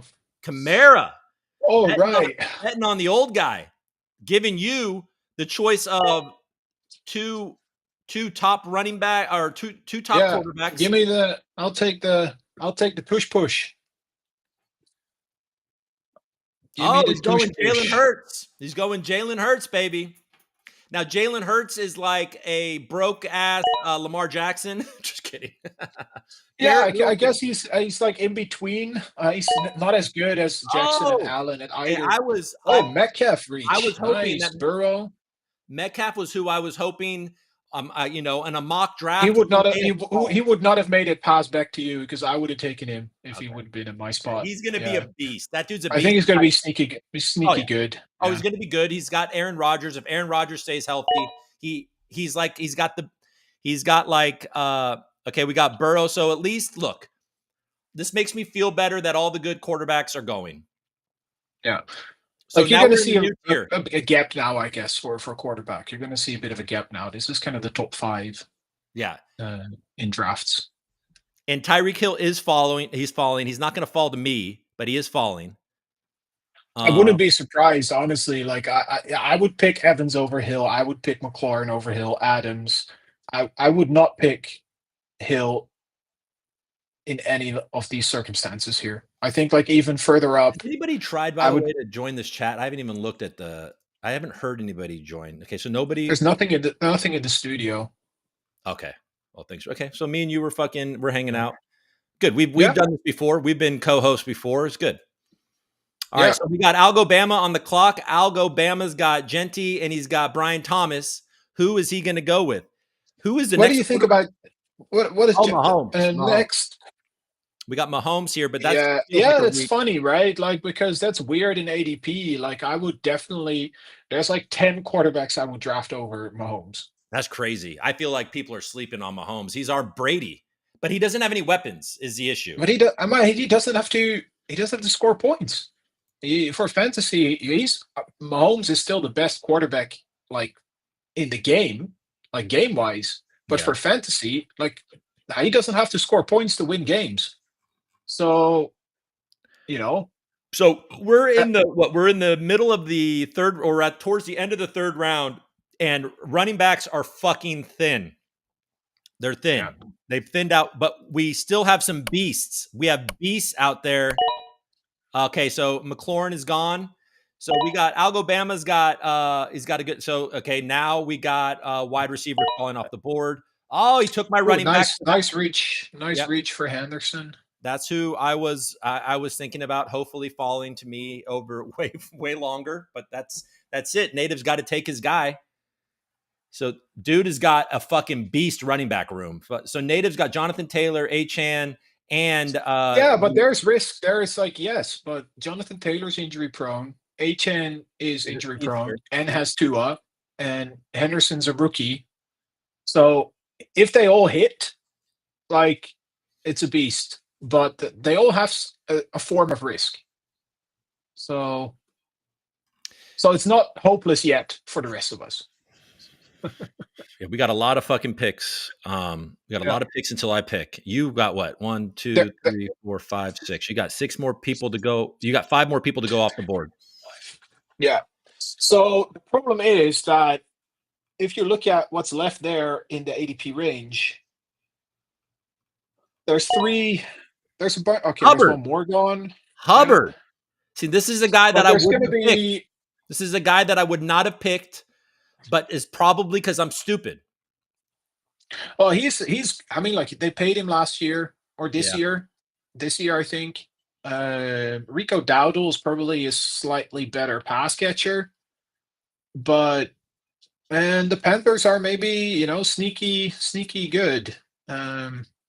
They're better than last year, probably. So we got 50 Shades of Grey is in a similar situation as I am, where he's got his top wide receiver, he's got his top running back, and he's got his top quarterback.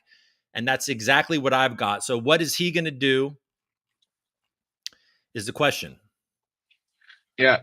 In this range, like you can look at like you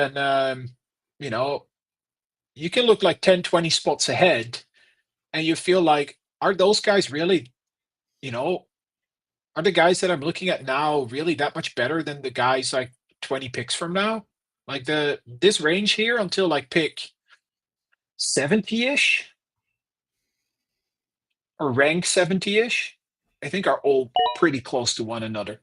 Who just DJ went? Moore? That's a bit of a reach, but he could be good. Like the Bears are. That's like they are in an insane division. That's with the Packers and the Lions and what else is there? So the Bears, the Packers, the Lions, and who's the other one? Vikings. That's like a kick-ass division.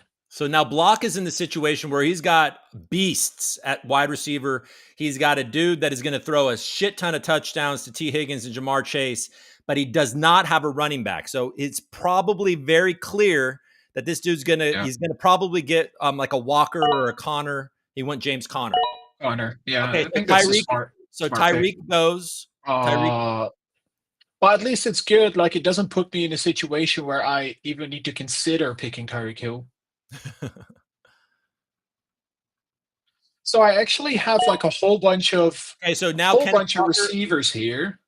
Yeah, so so I've got a whole bunch of receivers here now that I like. And I probably am going to go for the option that I actually have number one in my because I like to pick guys that are the number one on their team, right? So Yeah. like I like Devontae Adams, and I think he'll be good, but he's not the number one receiver on the team, right? There's another target out there. Okay, so Devontae And Adams then is gone.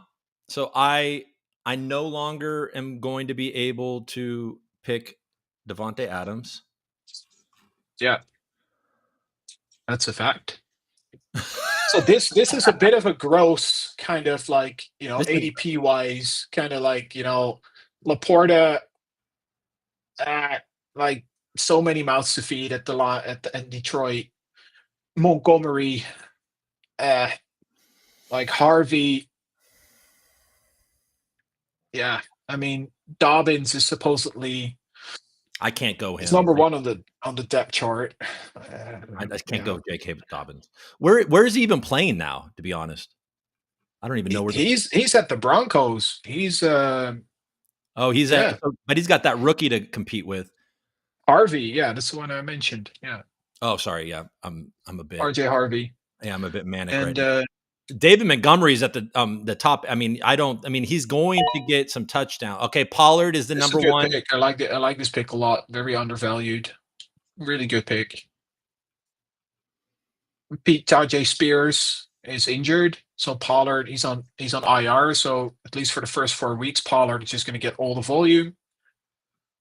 And I think So we got the Titans they have Cam Ward now, right? Like the rookie quarterback. So like they're probably gonna, you know, give him some space. So Pollard can catch passes for sure. Okay, he can Isaiah. catch a bit. Yeah. Okay, so I'm going to get. I have some guys that I like. Coming back at you. Yeah, on the wide receiver end. So I'm guaranteed to get one of those. Let me see. I'll be interested to see who the defending champion goes. He's got elite all across the board right now. He's fucking drafted Justin Jefferson, Brock Bowers, and Josh Allen.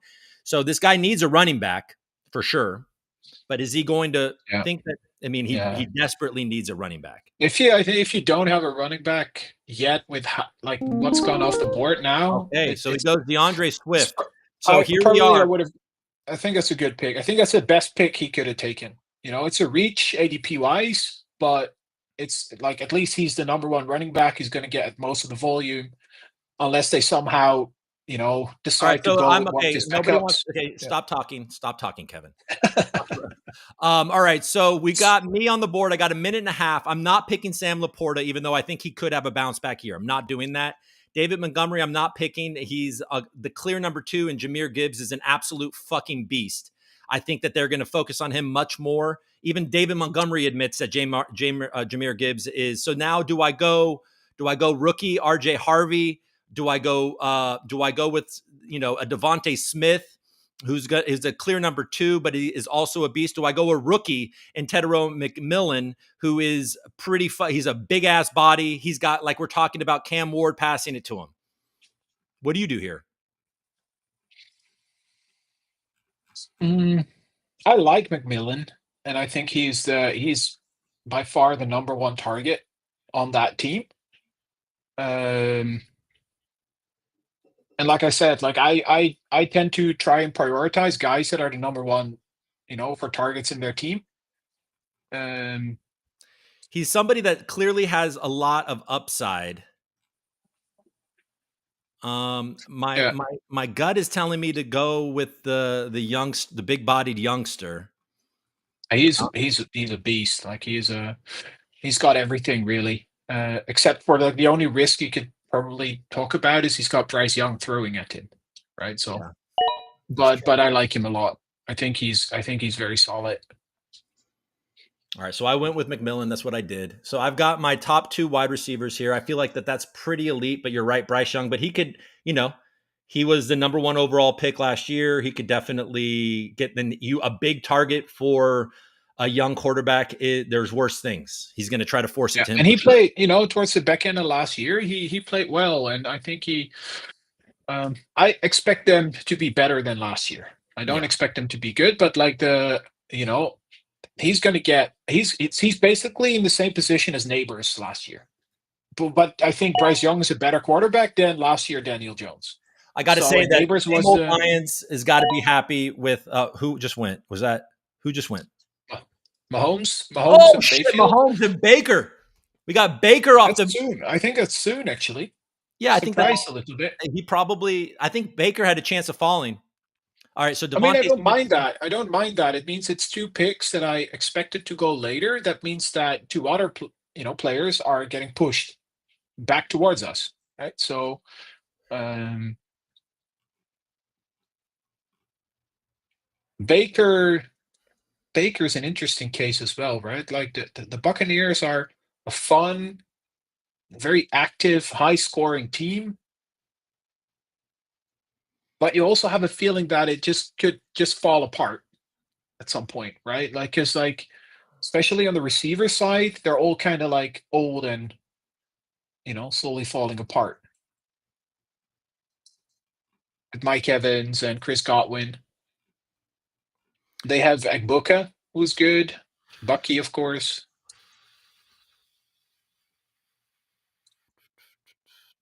You thinking about what you're gonna do next? I sure am. Yeah, there's I think at this range here, there's a bunch of good wide receivers. I know that's the issue, but um, Kelsey, he's gonna be a married man. He's gonna be rejuvenated. Lost weight. I had punk ass Kelsey last year.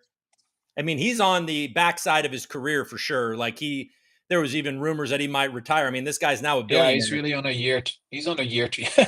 Yeah. Well, after they marry, he's a billionaire. Yeah. I mean, Yeah, all right, I mean, like I honestly, he took who I was going to take. He took who I was going to take. I was going to take RJ. So I'm on the board right now. So look, you got people like, so if you're looking at running back, I'm not taking David Montgomery at this point. That's not who I'm taking. Aaron Jones is so old. You're old, Aaron Jones. And then you got like a rookie, like a Caleb Johnson. You got the starting running back for the Giants and Tyrone Tracy, but they got that kid behind him. You got the kid in Cleveland. These running backs in this range are not making me excited. Now, am I going to go somewhere like a Worthy, who's going to be the top option, wide receiver option on the Chiefs for Patrick Mahomes? He's a speedster. Some people think he's better than Rashee Rice.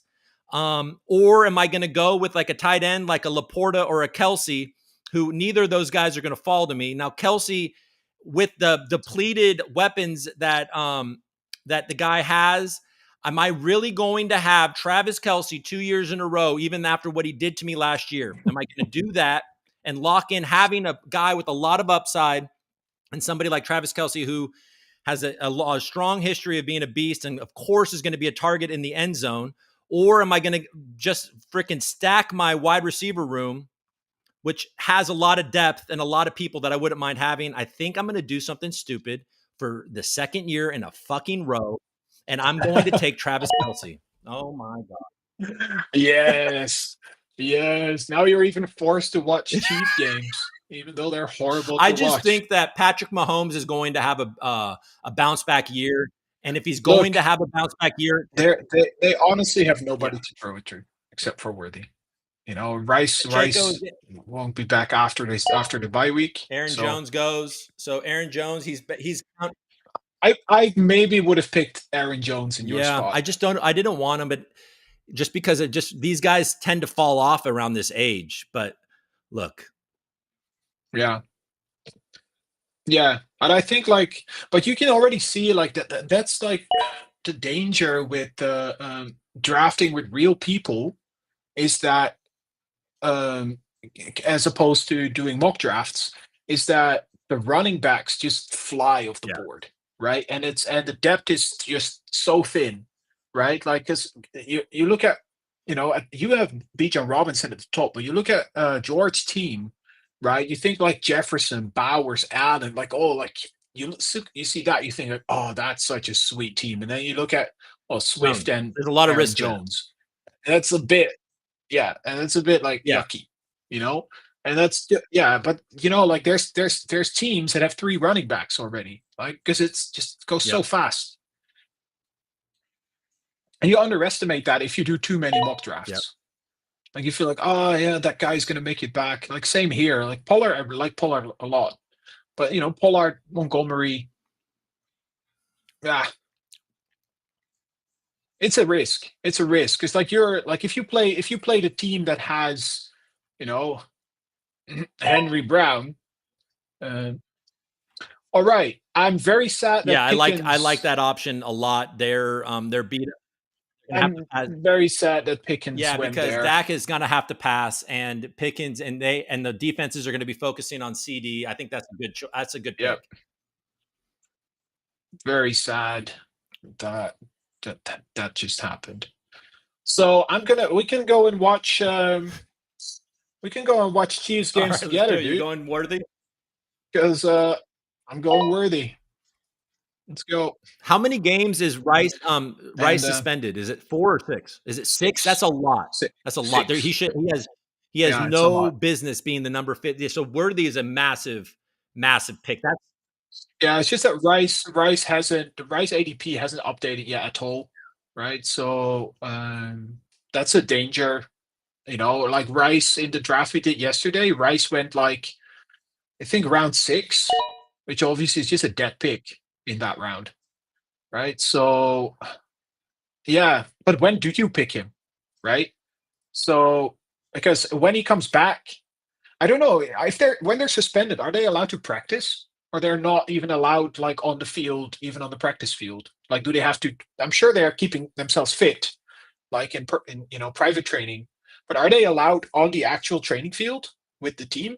I don't know actually. I think I think they are allowed to practice, but I'm not sure actually, to be honest. Mm. Um, Because yeah, that's interesting. Because like if he can come back like week 8, because his week 8 he's going to be back, because the first 6 weeks is suspension, and then week 7 they have I think their bye. Is that week 7? Oh, week 10. No, wait. All right, I swear I thought it was week 10. All right. Well, that's so he comes back 7, 8, 9, then bye week, and then the rest. Well,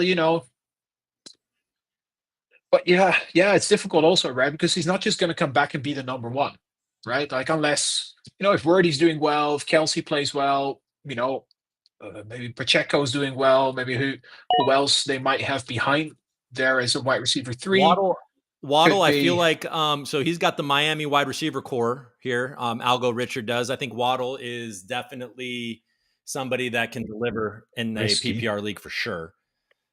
All right, how to get over this shit.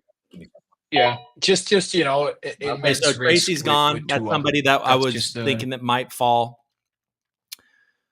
yeah, It's getting bleak. It's getting limited here. because And then I mean you have to assume that 50 Shades is going to get a running back on the now or on the way back. Josh Allen is still short 1, and then there's you. So like there's a good chance that 2 more running backs are gone before you oh are yeah, back easy. on. Even though that there's running backs have gone fucking quick. Yeah. So then there's definitely guys left that'll score weekly points. Yeah. But you have to get a bit lucky because they're almost all of them are like in some sort of timeshare. Like Caleb Johnson is with Jalen Warren, Travis Etienne and Ken Bigsby. Then you have the situation at the Commanders where we don't really know what it's going to look like. I think the Commanders are going to be good this year. Yeah, I think they'll be good, Yeah, but but just what's like the running back room will just be a total split, right? and then So and then what do you got in Cowboys. you're a Texans fan. Like, what are you thinking about that room? Well, I'm a Texans fan, I haven't drafted a single Texans player in 20 Well, drafts. I mean, Joe Mixon is potentially out Because for the season. could be the season. Yeah. And then who else is there? Damon Pierce. They're There's very Pierce weird and about Chubb, it. right? So yeah, and then there's a rookie, Woody Marks, who I have in many deep leagues and that are also dynasty. So Travis Etienne could, reading different mixed reports, right? I've read reports that are saying like, okay, Tank Bixby is going to be the guy, and I'm reading reports where Travis Etienne is, back to being himself, and he's going to be the guy. So, it could really go either way. And yeah, so no, like I think Nick Chubb is probably just going to be the early down guy and goal line guy, just slow, but just trying to get yards. He's obviously And got a then lot of injury risk. He's been injured a lot. yeah, and I mean, like the offensive line of the Texans is just like, if they can get the offensive line to work and at least be able to protect the quarterback for a bit, you might not need to rely on the run too much, right? And if you just can just get some yards now and then to give Stroud some a bit of a breather, then that's fine, because if he can just throw, then I think they're very good. But he needs to be protected, and that's been the problem. Like last season, that was a big problem. But yeah, like but like where is he now? Mixon's really a dart throw, right? Because he's going to be on IR, right? He's on the or pop, so I think that also means he's going to miss definitely 4 weeks. So who do we get? Who do we have go? We have Caleb Johnson's gone. Ridley, I feel like is a Yeah, solid pick. Jared Jared Goff's a Goff. solid pick. This is the deal. Ridley is low key very good. I mean, think look, I'll say. I got the Travis Kelce. Maybe it's because I love Taylor Swift or something. But these tight ends, some good tight ends are falling like hard. Well, it's good on paper. I mean, Yeah. Laporta. Um, I mean, that rookie. There's a rookie that's should be good.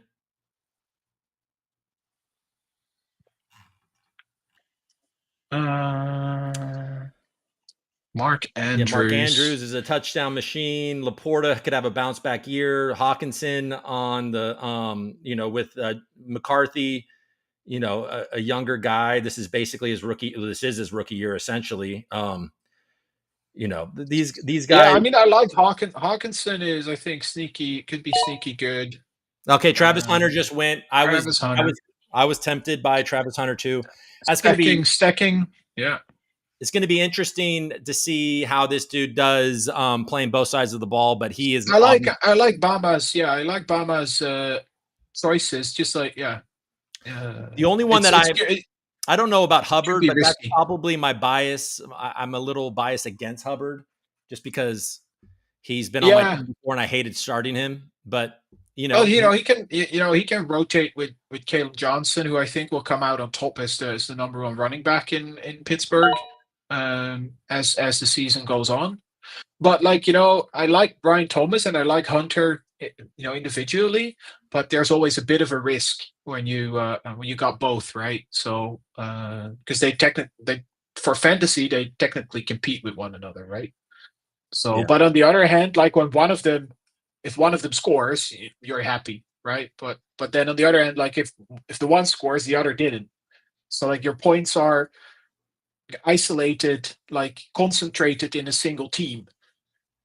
So the upside is capped. Yeah. If you know what I mean. Yeah. For sure. All right. So yeah, Jerry Jeudy. Jerry Jeudy, I feel like he's the number one there in Cleveland. It's just who the fuck is going to be passing him the ball? Who is passing the ball? Joe Flacco. Oh, Jesus. Flacco's going to start. So there's definitely upside there. If they decide to give Dylan Gabriel or, God forbid, Shedeur Sanders some games, then the upside of Jeudy just tanks like through the floor, right? So we got Block right now. Block is his running backs definitely leave something to be desired in James Conner and Tyrone Tracy, but they're both the ones on his team, so their team, so that's pretty solid. We still have Bo Nix, who has a lot of upside on the board as a quarterback. There's some upside out there for sure. Yeah, I'm gonna have a difficult choice to make actually because there's 3 more picks ahead of me. 2. Oh yeah, 3 because he's on the board, right? Yeah. Yeah. Block's about to make his decision. So let's see what Block is doing. And I think we've lost Nate. Okay, so we go. Florida. I mean that he locked in. Okay, so now Warren. Jalen Warren's gone. Okay. That's who I was targeting. Yeah. All right, so I'm gonna have to make a really tough decision because there's some real high upside talent at wide receiver here.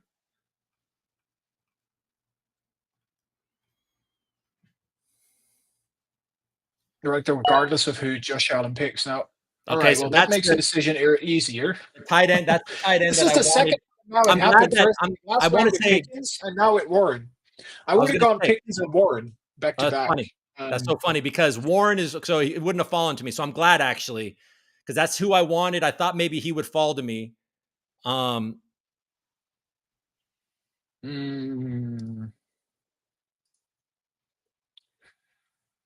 Yes. Well, I don't want 2 guys from the same team for the exact reason I just explained.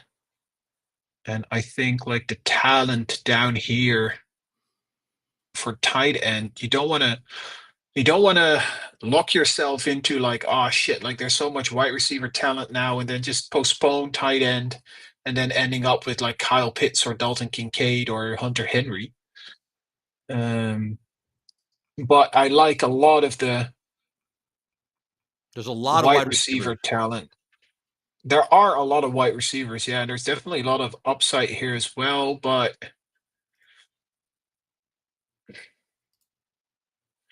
there's 1, 2, 3, 4 tight ends already gone after now. So there's 1, 2, 3 that are probably going to go before I'm up next. Assuming that, people are not going to pick double tight ends yet, but you never know, right? So,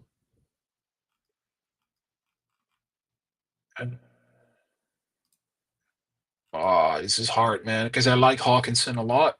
He's definitely not making it back, but I like the upside here as well. I'm just gonna go there. Who'd you take? I went with Hawkinson. Okay.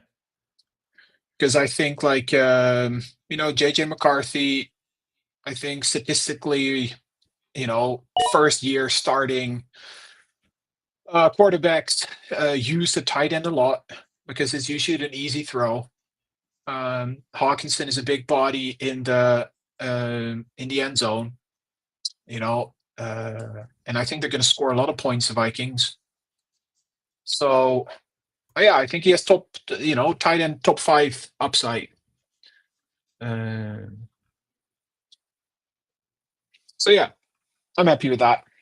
Kind of like filling out my roster, right? Like, and now I've got the 2 flex positions left, and you can just go for dart throws now there, and you can decide for like upside guys.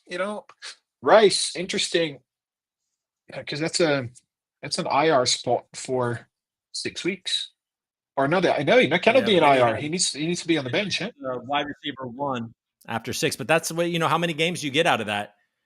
Well, if you get to the playoffs, he might win you the league, right? Because because he's a good wide receiver. He's basically on a team with an elite fucking Yeah, he'd probably be like if he wouldn't be suspended, he'd be like probably like mid to late round, second round.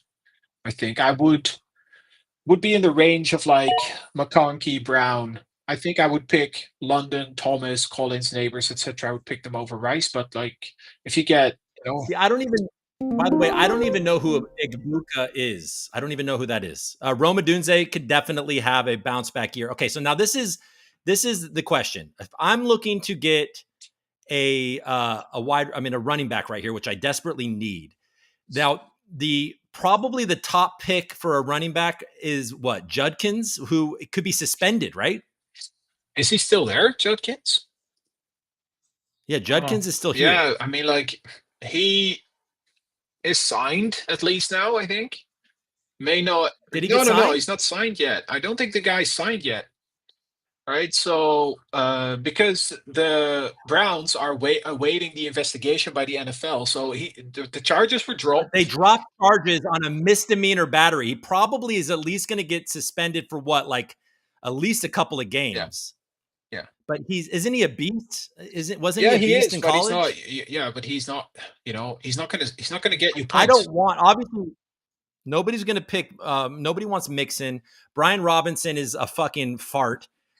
This Washington guy, I don't even know Krosky. I don't even know who the fuck that is. That's Bill Krosky. I'm not excited. Right? That's what everybody's excited about. That's Krosky. Yeah. And then there's somebody like an Austin Eckler. And then on the wide receiver side, there's people like Olave and Deebo Samuel. Yeah, so Javonte Williams is the RB1, but it's kind of gross. All right, this is dumb. I probably am stupid for that, but I'm just going to do it because he has the most upside. We'll see how that goes. Probably just made a huge mistake because I'm not going to even be able to start him. Yeah, you definitely need to. Yeah, you might need somebody else on the way back.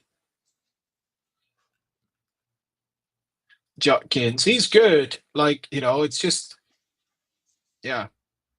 Is he going to play? Yeah. But I mean, a misdemeanor battery charge where the charges are dropped, you feel like that's going to be okay, and a team that. Yeah, I thought it was really weird. Like when I heard that the charges got dropped and that the NFL was still doing their independent investigation to still potentially suspend him. It's like weird that the NFL apparently would make a decision that the criminal. Yeah, it's weird. No, like there's no criminal charges anymore, but the NFL is still going to potentially suspend him. It's like I don't know. It's weird. But there are some deep, like you probably you might. There's some deep, our running back options that are an injury away from being the RB1, right? So yeah, it's not all lost yet, right? So no. But there's been some interesting. There's been some, like, this round has been dominated by. Well, obviously there's wide receivers, but like there's a lot of tight ends that went here. This is kind of the second tier of tight ends, after McBride, Bowers, and Kittle. And then you have the next tier coming up, assumingly, like the next round. Expect to see a few more tight ends. Matthew Golden is a good pick. I think the Packers will be a good team. He'll probably be a top target there. Let's see what's left out there that is coming our way.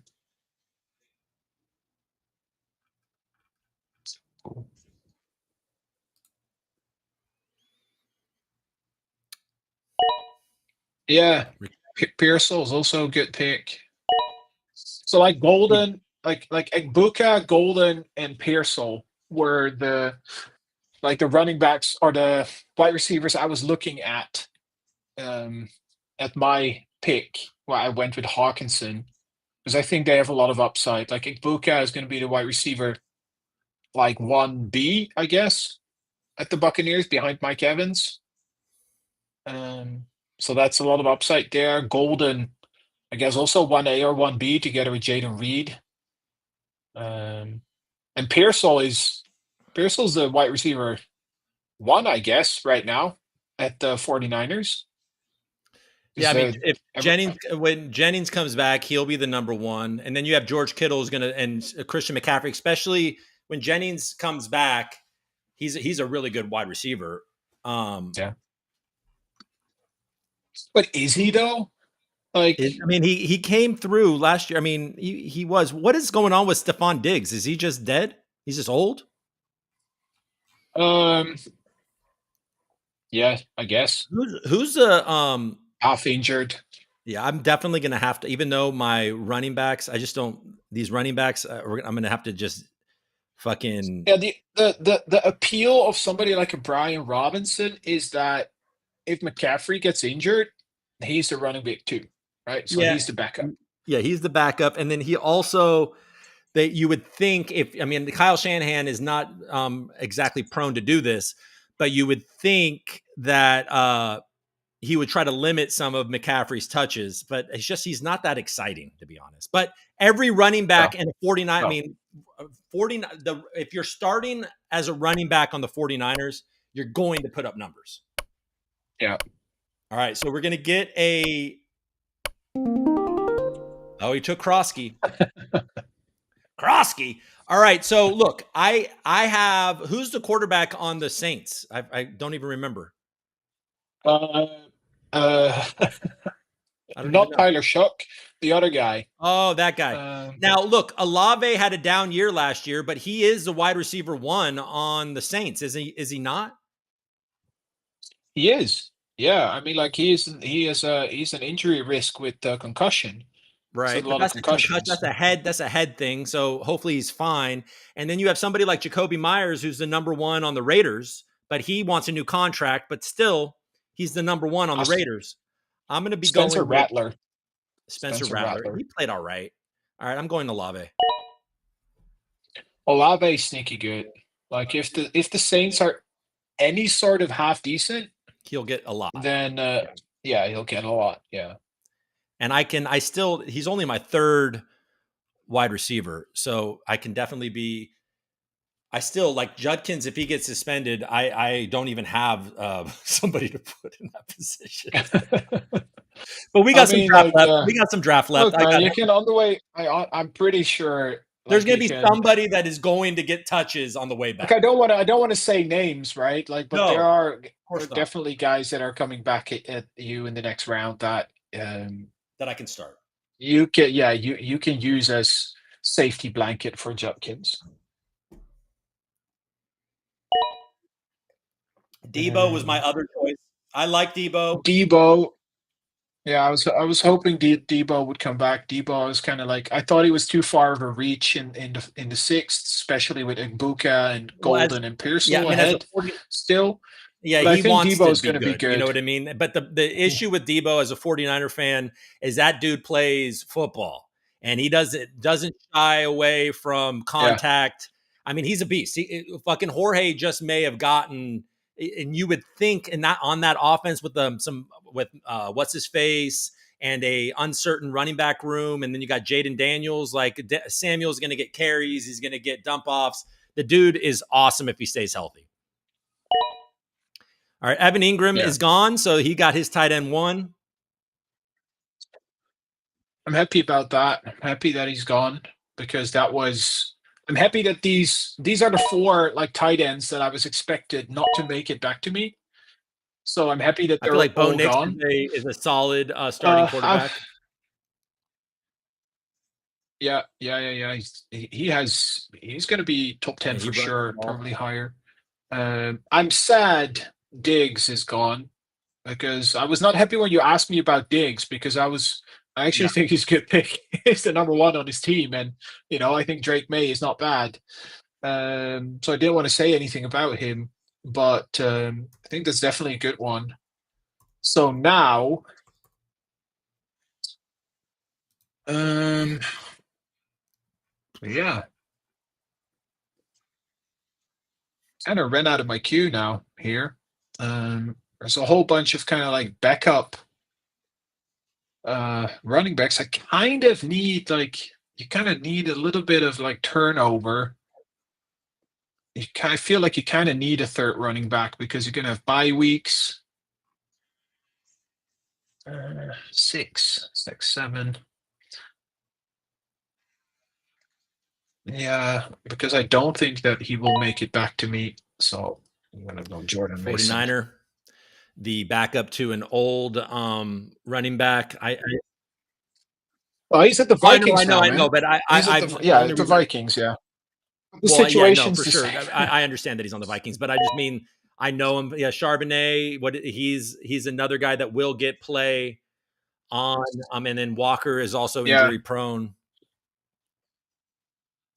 Oh, and Josh Allen, Fox. He got both of them now, right? So like the good thing for him is that he is guaranteed a solid starter with either Walker or Charbonnet, but he still needs a second starting running back. So that is the danger now for his team.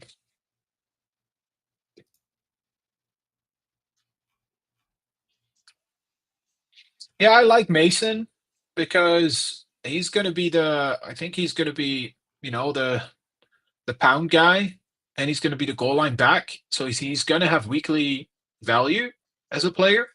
He's going to score points. And if, Aaron Jones goes down with an injury, suddenly Mason is, the RB1 on probably one of the top 10 scoring offenses in the league with the Vikings. So Yeah, I um, mean, yeah, yeah. I I don't like know. that I don't upside. know. I don't know. I don't. That's one of those guys that falls into my bias category. I'm probably under. He was good though when Kyle Shanahan gave him time. Yeah, I'm drafting him like in like later rounds a Yeah. lot, actually, Mason.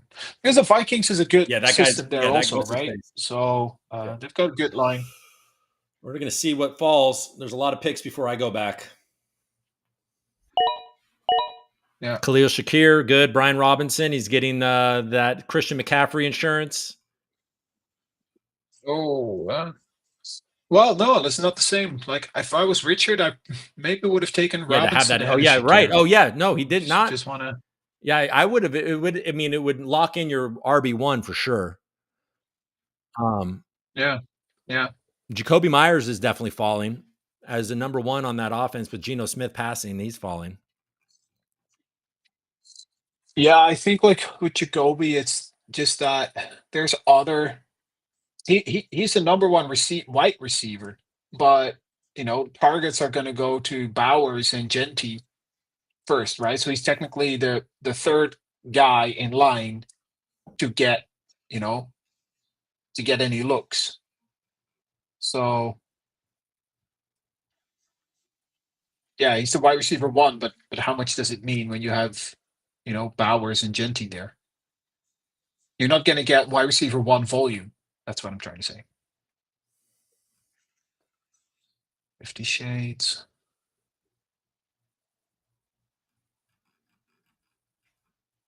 So what do we have left? It'll be interesting to see if anybody takes a jab at Joe Mixon. Stick him on the IR. There's still guys that can, help get you points. So like I think until then, yeah, you just don't really want to do that. I mean, there's still some good. There's still some really high upside wide receivers out, like very high upside wide receivers out there. Yeah, it's getting thinner. It's certainly thinner, but there's. I don't even. Oh, Johnny Johnny Smith. Smith. Interesting. Yeah. Could be really good.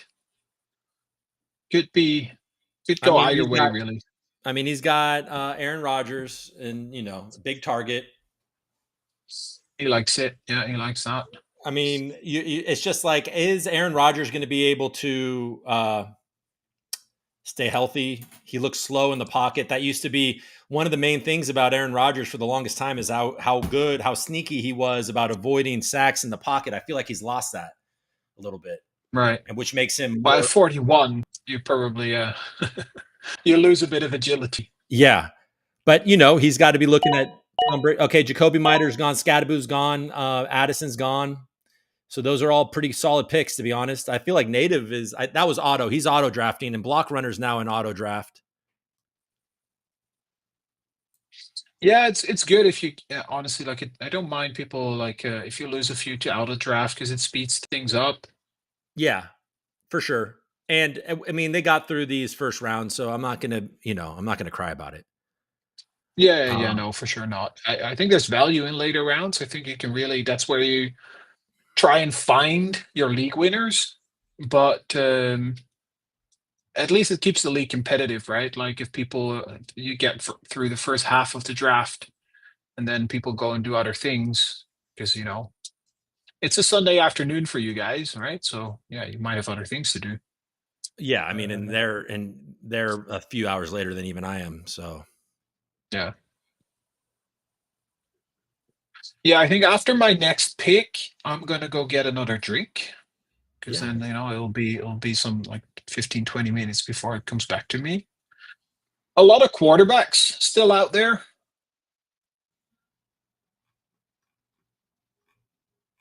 So there's gonna be it's kind of like Knicks went off from like the second tier or third tier, like I guess second, third, like it's all kind of pretty close to each other.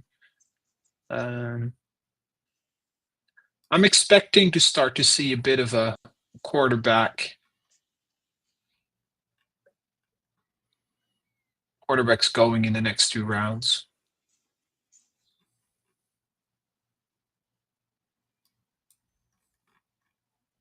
Because in ADP they're like maybe 2-3 rounds still removed, but gonna see people who want to have their guy might be prepared to reach for it a little bit.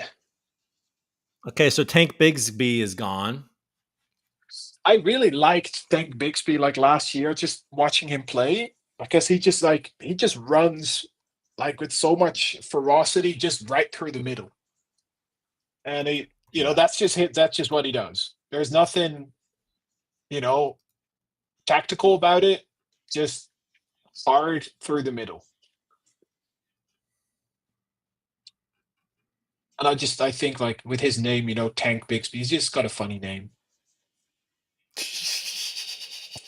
Tank Bigsby. That's a cool name, right? I think it's a cool name. That's empty. All right, so there's 1, 2, 3, 4 before I'm up.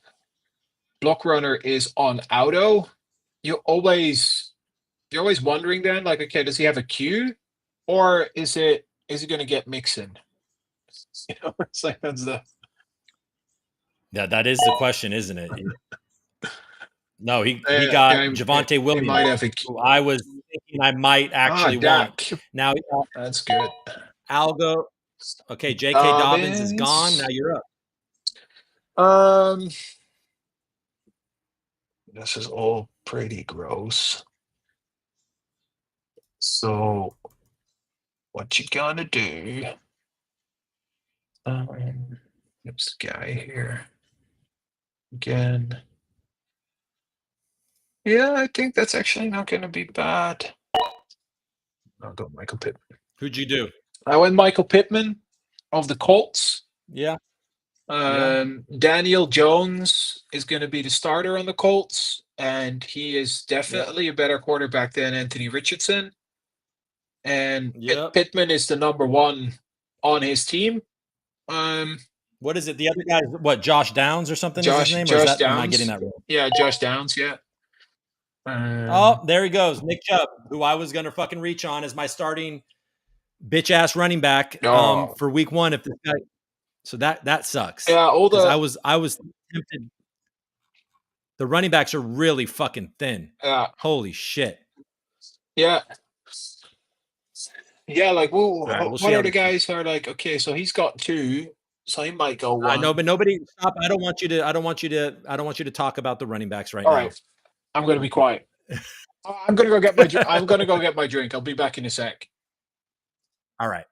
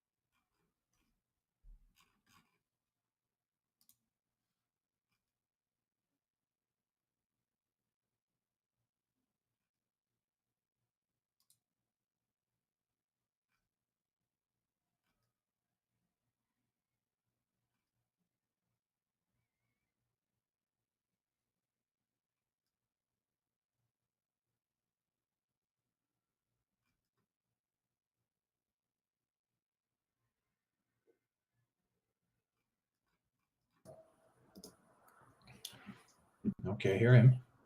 I am back. Are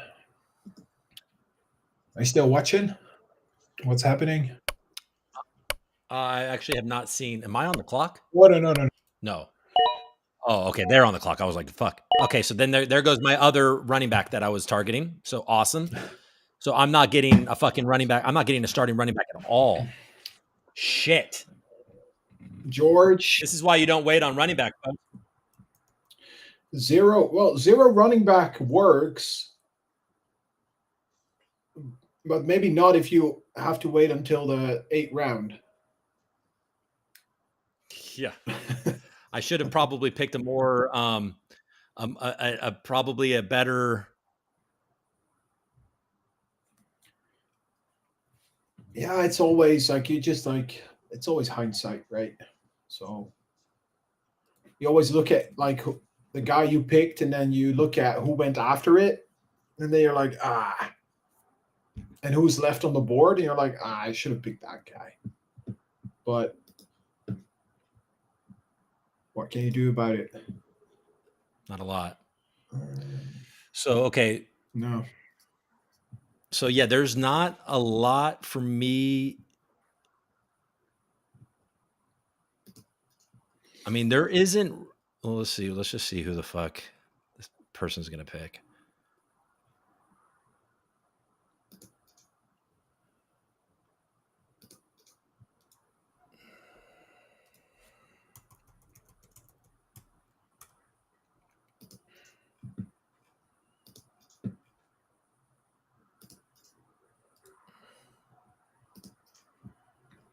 Adding some things to my.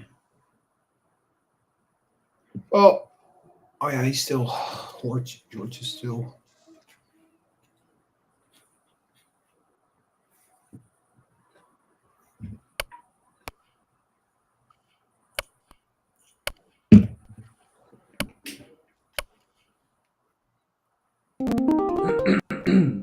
I took the hurt Chris Godwin. Oh, he's on auto draft. All right, so this is my decision here. So since I picked Judkins and I'm worried about him playing, I could draft Jerome Ford and assure myself of a starting running back week 1. But he clearly does not have the most upside. Now, Ramondre Stevenson could potentially be the RB1 leading into the year, even with that rookie, but they're very excited about him. You got Braylon Allen. Henderson's really good. Yeah.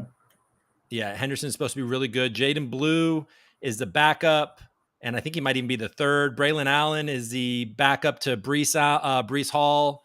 Trey Benson is a good backup, but he is. What's up with Rashad White? Sorry, Rashad White. I mean, like, yeah, he's just a change of pace guy for Bucky Irvin.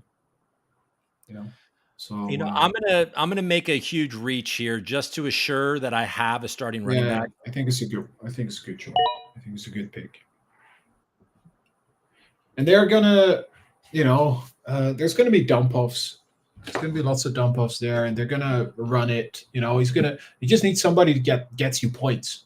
Yeah, I mean, in the beginning of the year, if Judkins gets surprised and he's gone for 2, then I don't even have an RB. I mean, and this is just going to get worse and worse. And everybody in the on these RB that's left are backups or very, very poor RB1s.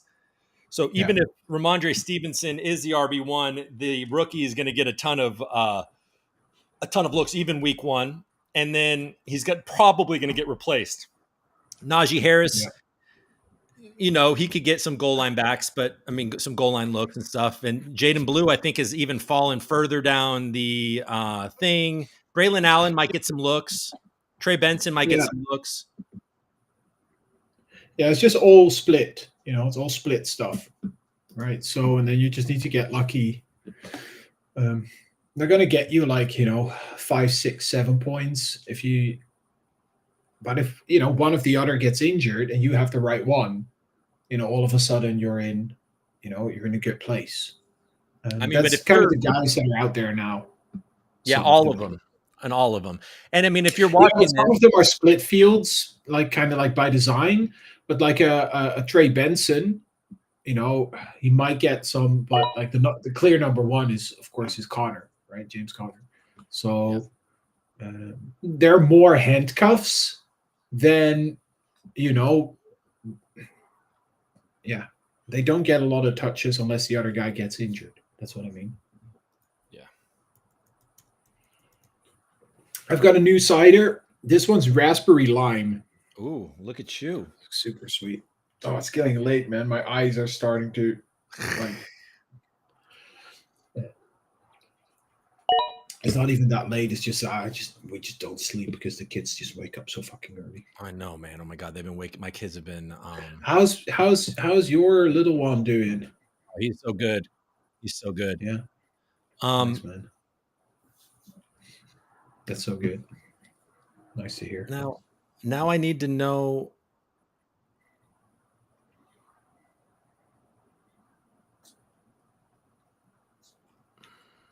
So this is my problem, right, with kind of going seemingly elite like quarterbacks and tight ends a bit earlier, is that, you know, you're looking at the board and you're like, you know, these tight ends are not bad. These quarterbacks are not bad. Exactly. Oh, Josh Downs went and Cooper Kupp is gone. Okay. So Josh Downs was somebody that I was just looking at. So he's not going to be.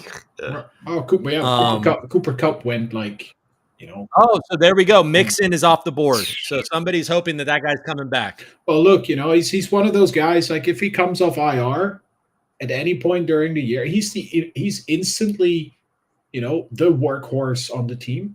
But the problem with Mixon is that it's not just the fact that he's injured, it's just that it's almost like there's some weirdness going on. Like I was reading some rumors on Reddit, and that's obviously where you get the best information, most accurate information from, that he may have tried to do like an operation or some surgery that wasn't approved by the team doctors, and then the operation actually failed, and now his ankle's basically just a bit fucked, because there's like no news coming out about him, you know, no timeline. And then when Nick Casario, the GM, was asked about it, they were very vague. And yeah, kind of, I was thinking like, yeah, the kind of guy Mixon is, that I mean, I'm not an expert on it, but like what I've read about him and seen about him, yeah, he definitely, it looks to me like the kind of guy that would like go out on his own way to try and, you know, try something to get him back fit sooner with some alternative, you know, procedure. He seems to me like the kind of guy that could do that. So I don't know what's true about that, but I was reading that on Reddit the other day.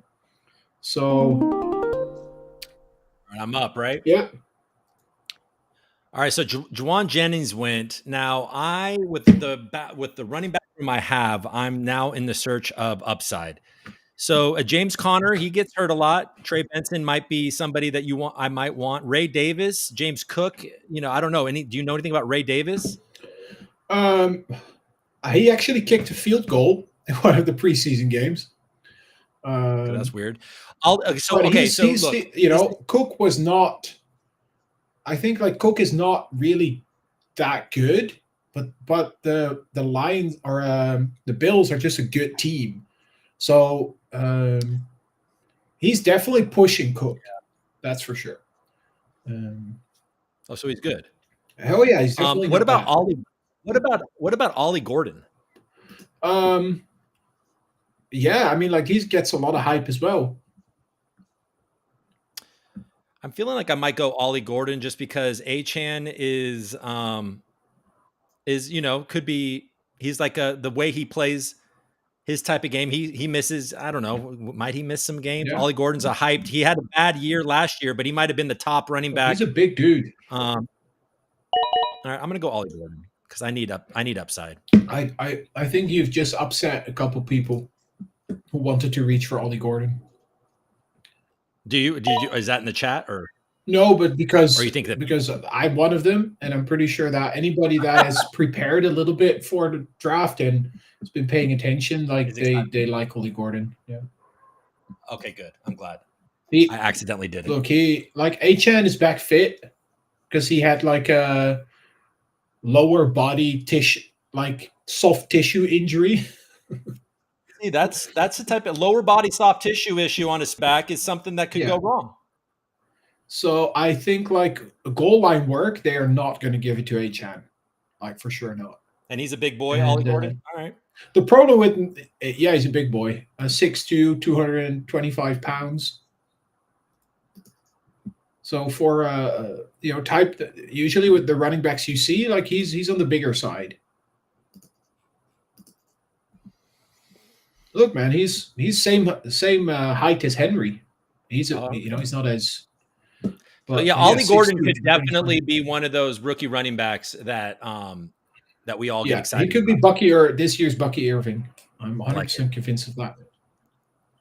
Now, look, the argument for waiting on a quarterback is alive because you could still score Brock Purdy as your starting running back or quarterback right now, and that guy is going to throw touchdowns. Justin Herbert, but he's tough to start. Yeah, the problem for Purdy is that he is actually good. The problem he's got is that everybody on his team keeps getting injured. Yeah, but yeah, that's true. And then you have those dump offs, like, a 2-yard pass to Christian McCaffrey that turns into a 90-yard touchdown still counts. Yeah. Yeah, that's true. Like you get points for the 90 yards, right? Like the guy runs with it. As long as he passes it, yep. So Jaden Blue is another rookie that people might be excited about. Or he could take over. He could definitely take over. I mean, like Dallas is going to score. They're never really going to be like the problem with the Cowboys and the running backs there is that I'm expecting them to have to score. Oh, it's me. I'm up. What have we got here? Yeah, I think it's a pretty easy pick here. I think I've got a pretty easy pick here. We're looking at bench territory now. But I don't really want to have to start Mason. So I'm going to go for somebody here that is just going to get me points on a weekly basis. And that's Darnell Mooney.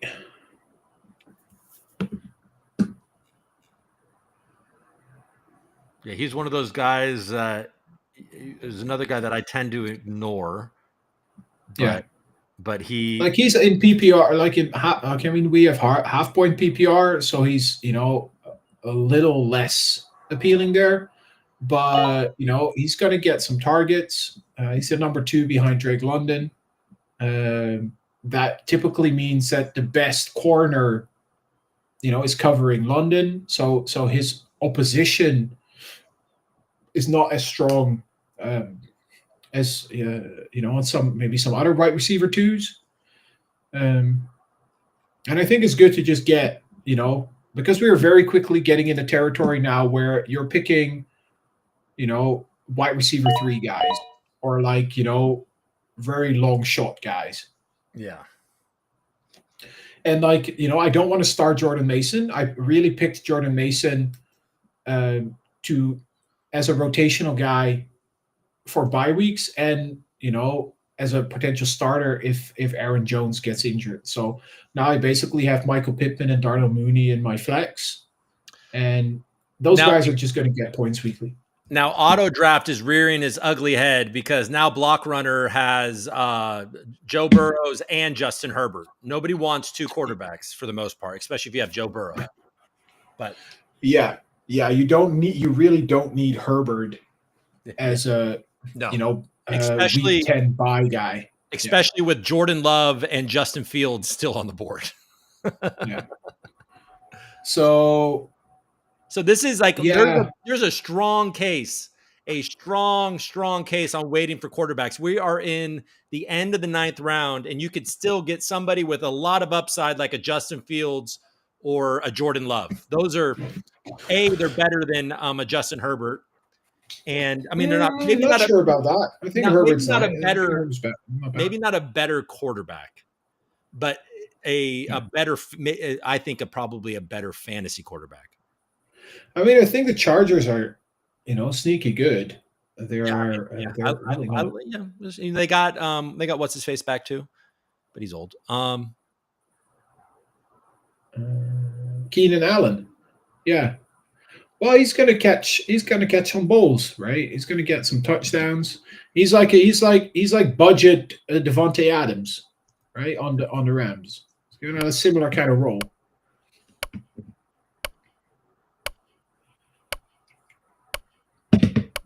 Who's up right now?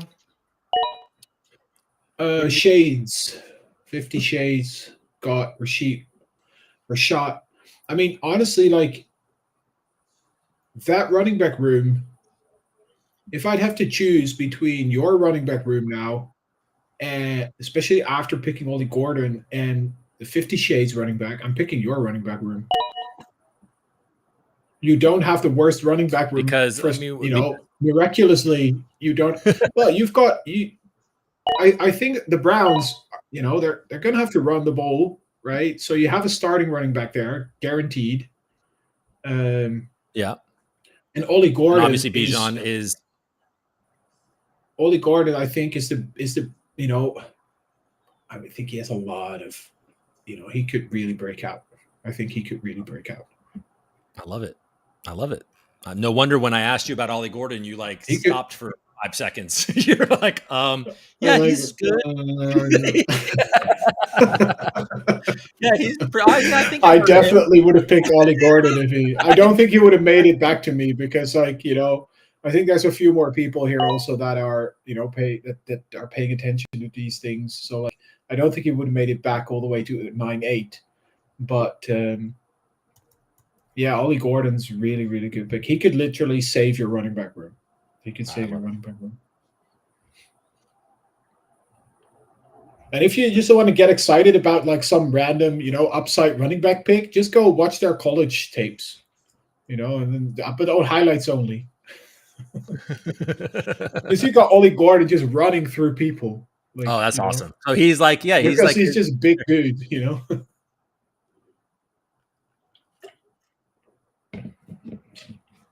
Yeah, and here you go, Laporta, Kincaid. But what I'm thinking is Blockrunner might actually have a queue, right? It might not be the computer picking. It could be a queue, but you queue up players because you cannot guarantee what position you get based on your queue. That's one of the big downsides I think of the queue. Clearly, Native doesn't because he just did Hunter Henry and Kyle Pitts back to back. But it could be a queue. He could be both of them having back to back in his, and then he gets one of them if the other is already picked. But if neither of the two is picked, you get both. Right? That's the problem with the queue. That's pretty funny. All right. My turn. What have we got? What have we got?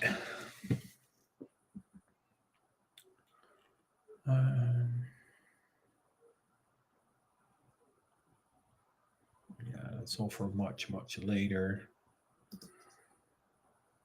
All right. I think I'm going to do a bit of a reach because I want some big upside.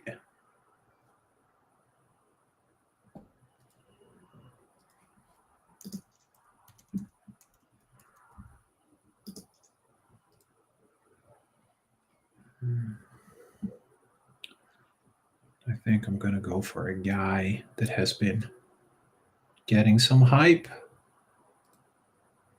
Oh, you take because these guys are just not exciting. So let's go for an exciting pick and hope with a bit of hope. There we go. Isaac Tesla. Oh, you took him. Okay, that's what I was gonna take. Oh, and then fucking Najee. Really? My two. I was gonna take Tesla because that is obviously an incredible offense, and I feel like and I recognize him. Let's be honest, from fucking the fantasy footballers. But Yeah. so back to back, my two people that I was targeting was Tesla and Najee, just because I know Jim Harbaugh is a stubborn fuck, and he may give Najee Harris a lot of play over that rookie. But okay. Yeah. I just think Najee is just, he's Okay, just Trey Benson is behind now in gone. fitness. Trey Benson was somebody that I was also targeting here. Now, what's going on with this guy? Let me just see what's going on with this guy. Now,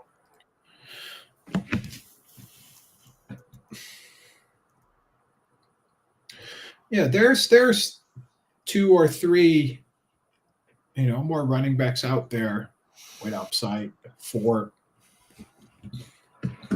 And then it gets really like, hopium.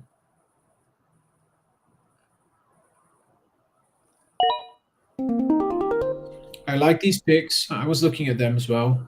Keenan Allen and Rashid Shaheed. But they are just like plain picks, 6 to 8 points every week.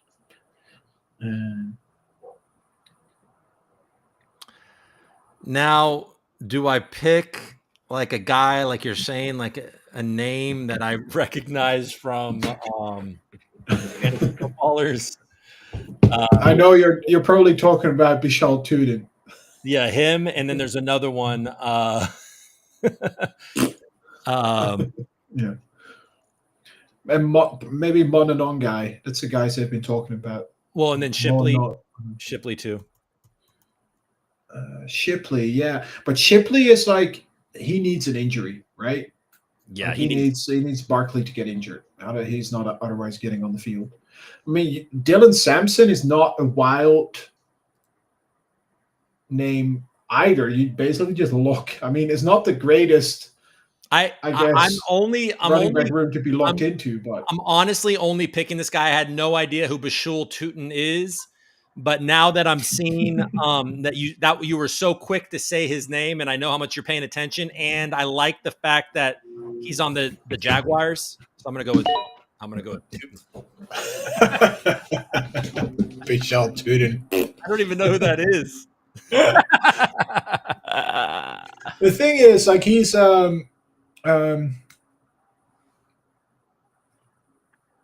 he's the guy they drafted, right? And where did they draft him, by the way? Oh, there's not a fast way to see that on really the app. The sleeper app is so much better. He was a 4th round pick, an ideal late round fantasy football target is one of the articles. Okay, not enough people are talking about. Okay, Sports Illustrated. This is the rookie. Not enough people are talking about. I like it. I like to have him on my bench, especially with my very uncertain running back. Look, man, HN gets injured. Yeah, I'm golden. If HN gets injured, I'm golden. And Bixby just runs hard, right? But he doesn't have vision. He just runs. If there's a gap, he runs through it. But there's another. Oh, and then there's that other. So Tootin's like the third on the thing because there's that other guy too, right? What's this? Not Algier. The other guy that I always mix up with Algier. At the Jaguars? Or did he get traded? Is it just Bigsby then Tootin? Well, and Travis Etienne. That's what I meant. Yeah, Etienne. Yeah. That's what I was trying to think of. Yeah. Who's kind of fun, I don't mind having the rookie be the third behind Etienne and look, those are the rookie running backs that, they like the fancy footballer said in an episode yesterday or day before about who could be this year's Bucky Irving, right? Mm-hmm. And you've got 2 of them. Nice. Gordon and Tuden. That could easily be one of them. Sweet. All right, now I get to see. I mean, unless these, I have 2 guys that I'm willing to take here. So unless they both go off the board right now, I'm going to be good. Let me just see.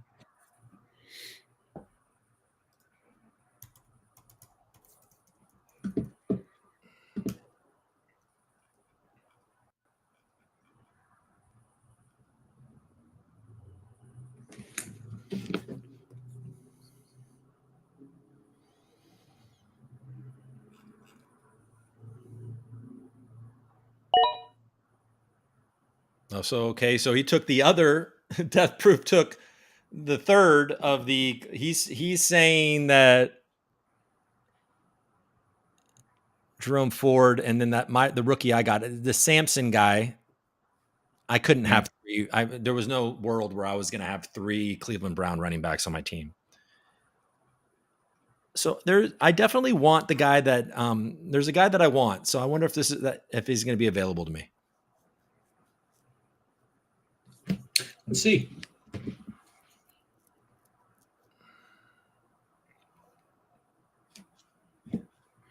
You know, Mims. I like Mims. Yeah, he's good. I know that name. This is where it gets hard because like, who the fuck are these people? Oh, you cocksucker! Damn Kirk. it! I wanted Christian Kirk. Yeah, he would have been good actually because your wide receiver room is like, because there's also a possibility none of these rookies hit, right? And then you just need a guy like Christian Kirk to just get the points. And then there's another guy here that can do that. He's old, but he's going to catch passes. He is he's back on the Vikings. So I'll go Adam Thielen. I've got a feeling. Yeah, actually that's sneaky good because like I think he's going to actually get good 6 to 8, 10 targets. Yeah, he's until solid. Addison's back. So at least the first 3 games. And then, if you have, good rapport with the quarterback, you've got some time to build that up. Yeah. And he's just an insanely reliable guy. Very. Yeah, very. Let me see. Where are we? What am I? We need to think ahead a little bit.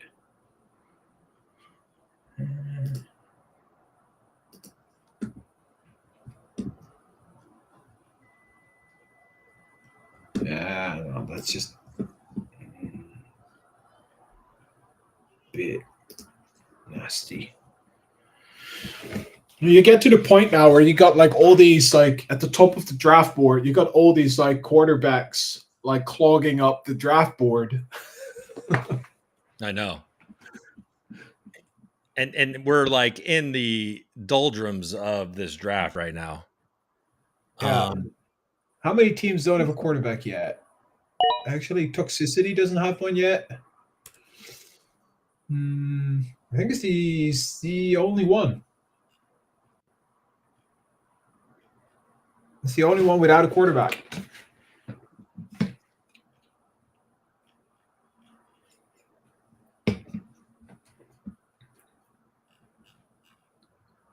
You think this is the range where people start, getting a second quarterback? You could. I mean, if you don't love your Yeah, I mean, like you're just an injury away from being fucked, basically, right? Yeah. In a 14-man league. I mean, like that is just. That's actually true.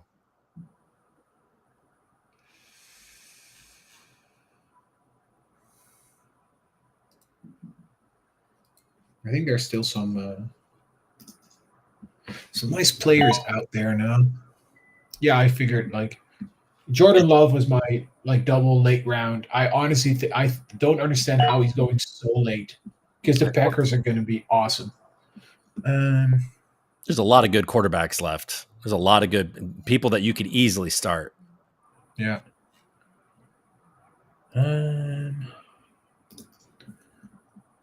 So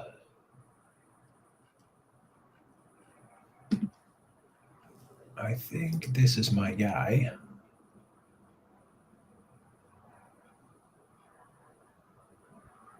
Because he's very late. He's still there.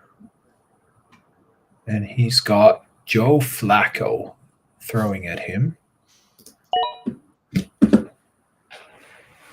And he was an awesome waiver wire pickup last season until he got a concussion. Cedric Tillman. All right.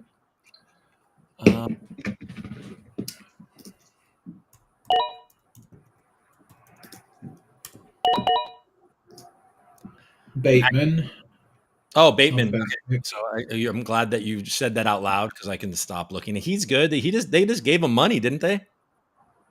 Yeah. Look, he is probably underrated.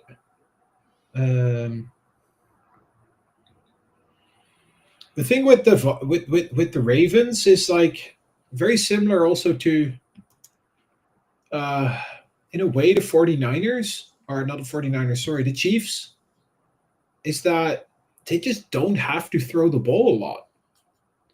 Right? So they literally run their way to the end zone and then they throw it up there for somebody to catch, or they run it in. So but then again, like if you look at Lamar's 2024, he had over 4,000 yards. Now, who the hell did he throw 4,000 yards to? You talk about yeah, right? I mean, he throws it to everybody. That's what's crazy. Yeah.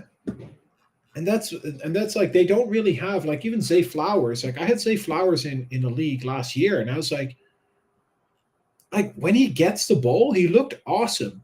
Yeah, they just don't get. It's like it's tough. It's tough. Yeah. I mean, I'm actually regretting my Adam Thielen draft right now because of who's left out there that I didn't. You would have taken somebody else that's now gone already? No, he's still there. Ooh, don't mention it then. No, I won't.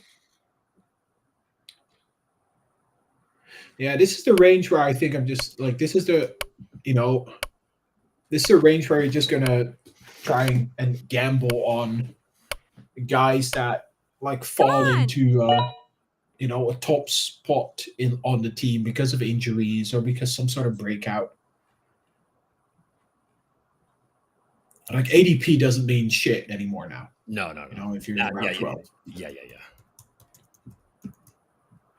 It's just like you like a guy, you just get him because somebody else might like him and, get him ahead of you.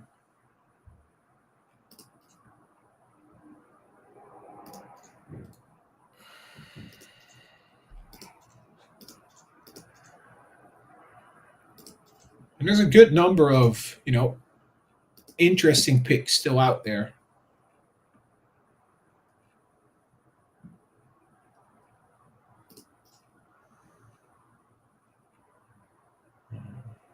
We have here.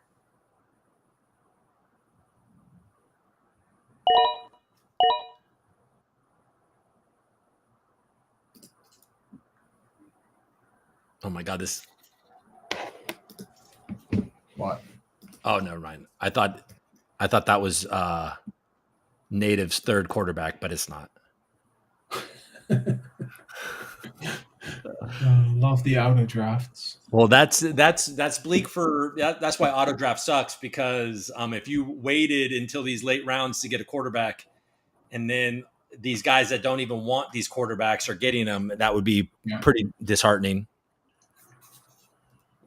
I think everybody has a quarterback though, so that's fine. Because I think Toxicity was the last one, and he got Love. That's what I was saying, right? Like I don't understand like how late Love is going, because the Packers are going to be good, and he's been good. And he was just injured last year. He was a quarterback 5 in PPR in 2023. And he's going now here in our draft in a 14 team, so that's deep, in the 11th round. I imagine he goes and does the same thing. Like the only thing even if he is top 10, like I don't think it's unlikely that Jordan Love is a top 10 quarterback by the end of the season. Oh yeah, I think it's probably with the team he has. I think it's the probability is very high. He just needs to stay healthy. Okay, Block just auto drafted my choice. See, that's what sucks. I wanted him, and I think that guy's going to be great. He's super fast, and could literally just become one of the. I mean, red zone target. Yeah, he could be absolutely. He was definitely on my radar. So like he was one of the guys I was looking at. Okay.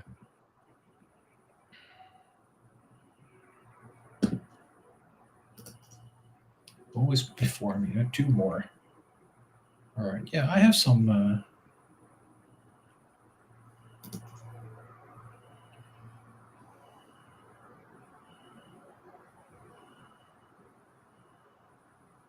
DeAndre Hopkins is on the Ravens, huh? That guy's about done. Yes. Yeah.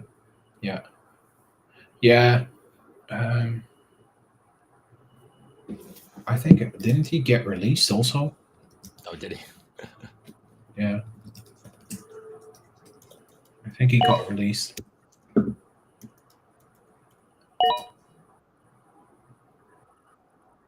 Oh. Where am I? Where am I? Okay, the guy that I want to throw a dart at. Let me just quickly see. Yeah. Yep. There we go. Supposedly number 2 wide receiver on the Titans.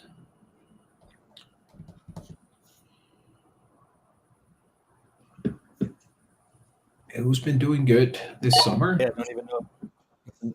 Another guy I don't have any idea even who he is. Io Manor. All right. Yeah.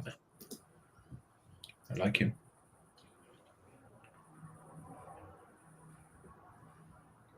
So yeah, this is where like, I think, there's a lot of guys on Auto Draft now, and you get like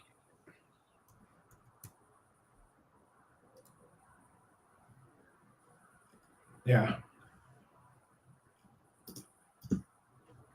You're just drafting like, breakouts, hoping for breakouts.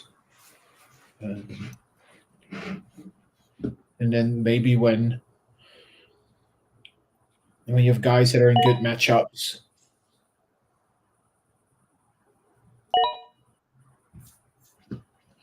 JJ McCarthy, backup quarterback.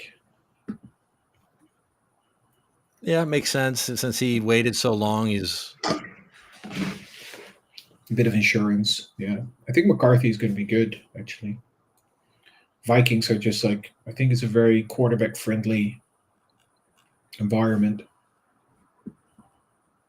Because Sam Darnold is not a great quarterback, and he was great last season. Yeah, that guy does a good job. The coach does a good job with. Yeah.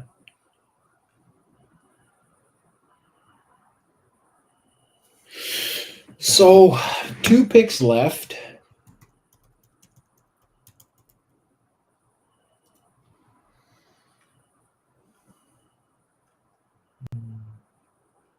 It's funny, how do like even for the guys that are still here. Is this me already? Yeah, you're up. Oh shit. All right. I guess I'll take this guy. I feel like we're sleeping on this guy a little bit.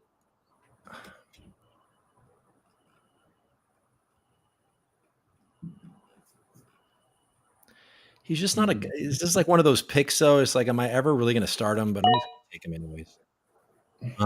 Is that like well, he's good. He's basically the number 2 on the Panthers. Right. Yeah, and I have the rookie, or not the rookie, the second year. I have what's his face. You got McMillan. He's a rookie. Yeah. Oh, right. And so oh no, didn't McMillan play last year? Or no, am I tripping? No, that's Jalen McMillan. There's 2 McMillans. Okay, Tedero McMillan's a rookie. Yeah. And so right, so then this is the 2. So I mean, yeah, I don't feel bad about that. I feel good about that. Makes sense. Now it's okay. So we have 2 picks left, and it's thin. It's thin out there now. It's like, do you go back up?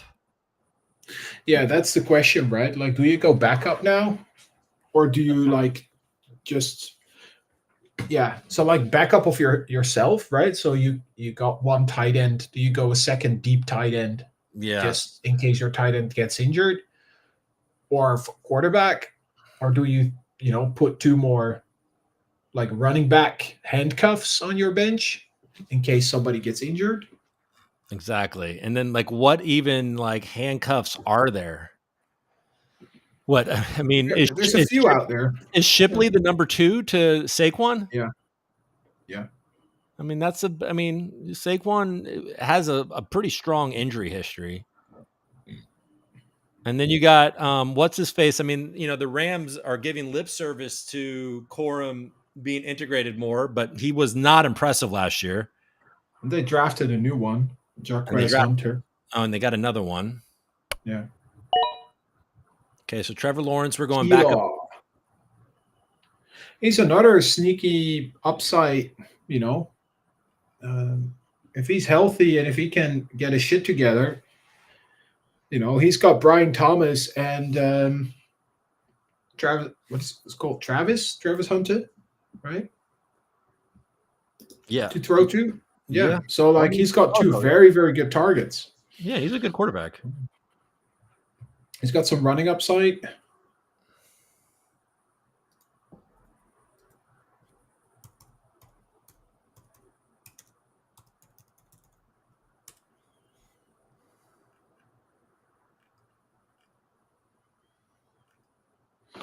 Yeah.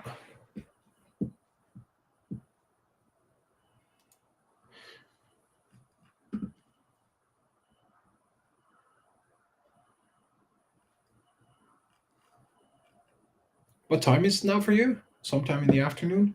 It's 1:10. I gotta go. Beginning.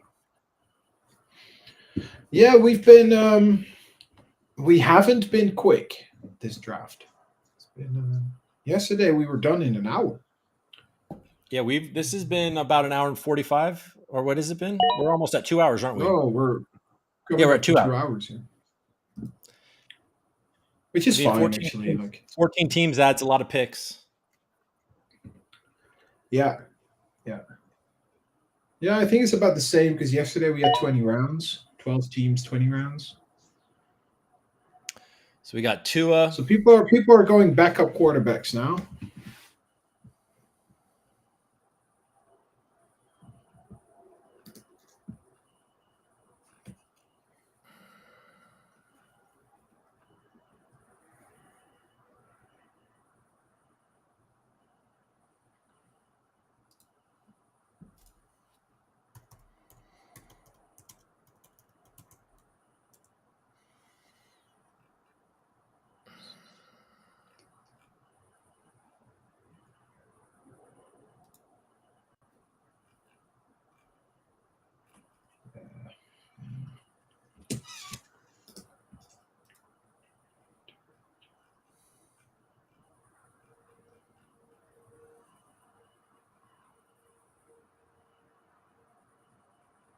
The problem is that I kind of like having backups for your onesie positions. But there's also a couple guys out there that I still would like to take for upside.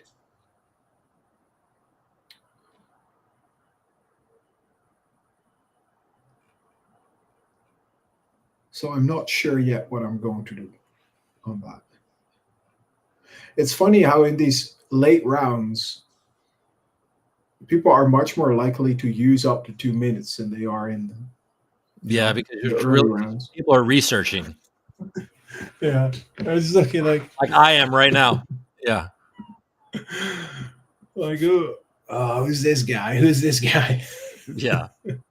Am I going to get Romeo Dubs? So Corum is DeAndre Hopkins. So Corum win. I was tempted because they are giving lip service to getting him more involved. Now Corum just didn't impress last year, which is why I would. But then, like you mentioned him, that kid, Jarquez Hunter. Yeah, and then we also have, which is certainly waiver wire fodder, I mean, Freiermuth is like a typical waiver wire tight end. Now there is a little upside with this guy on Miami, so I'm going to do this because I'm an old head and I can't let it go. But Darren Waller. I'm going to go with my favorite alcoholic, Darren Waller. Shipley. Shipley is just doesn't seem like if they're going to go. I don't think he's ever going to be the lead runner. That's why I didn't go with Shipley. I just even if Barkley gets well, hurt, the next guy is AJ Dillon, who's like yeah, I don't know. The thing is, if the number one guy gets injured, it's almost all. It's not most teams. It's just not like the next guy up is anyway not going to be as good. Yeah, and it's usually just going to be some sort of split, and they're going to be relying less on the run to begin with, right? Like so, there's very few occasions where you pick a handcuff and it's a straight up like for like swap, right? Like we had that, of course, like with McCaffrey last year, and then Mason came in and he was awesome, but then he got injured, and then Garendo came in, and then he was doing okay. Yeah, well, the Niners are unique because it doesn't matter if you're for the 49ers, you're going to be a fantasy football start. Yeah.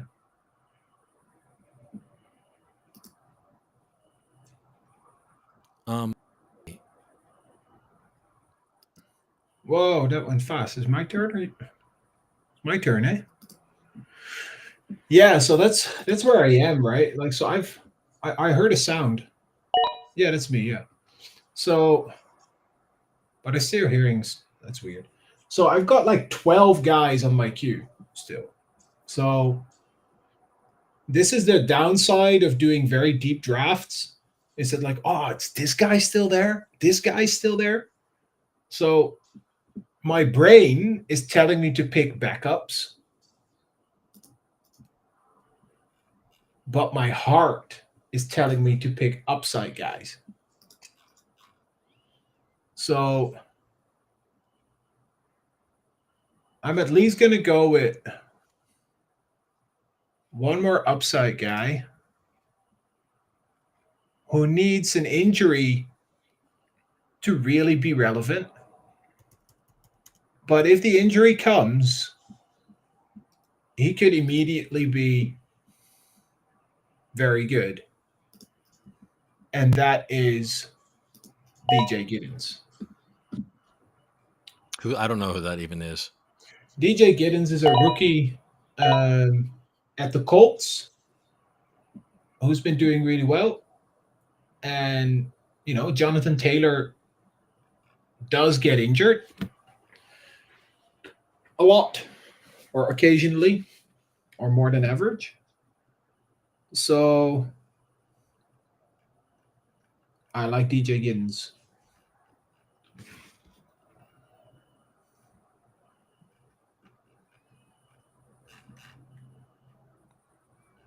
But yeah, like I said, there's a few guys out. Like I have 12 more names on my list. Maybe even a few more.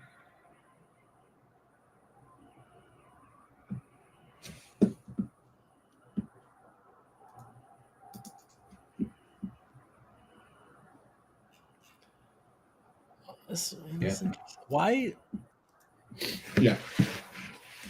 Why what? Just wondering why.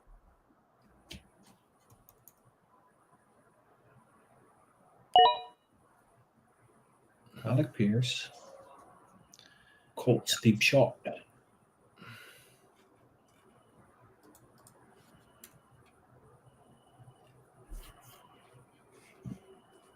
Rodgers.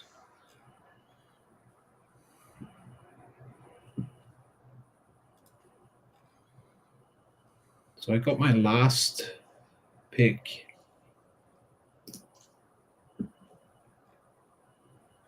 I feel a little exposed, like not getting some backups picked, but I just like feel like there's still so much potential value out there.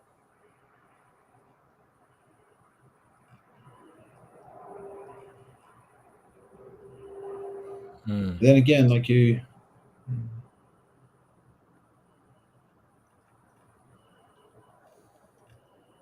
Yeah. Oh, one more pick. We're almost there. We almost did it. Almost Who the hell is there. this guy? What are you looking at? This guy. I'll tell you in a second. Let's just see.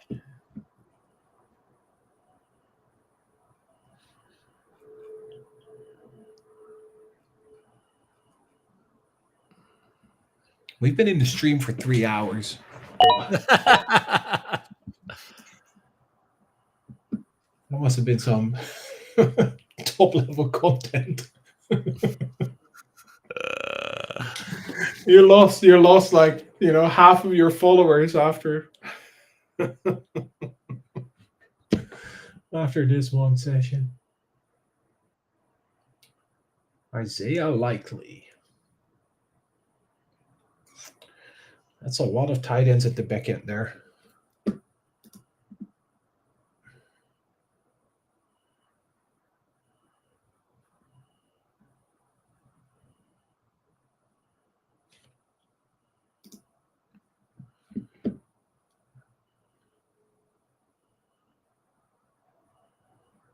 You there? Yeah, I'm here. Okay. I'm The draft is frozen for me. I'm glad that it froze. No, it's going still here. Okay, good. It just froze for me.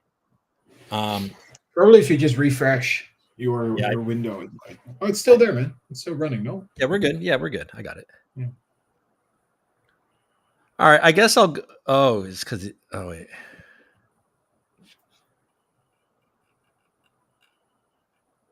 What are you considering? Well, let me see. I'm really kind of okay. Romeo Dobbs is gone, so I don't have to worry about that. Tyler Horton was on my list. He's a on Seattle upside pick at Seattle. Yeah, he's been making some noise, but he's probably wide receiver 3. All right, Mason Taylor was on my list, so I think I'm gonna, pick a backup quarterback just to not be entirely fucked if Hurts gets injured.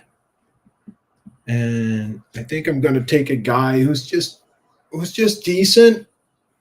Who's just gonna get you points on a weekly basis.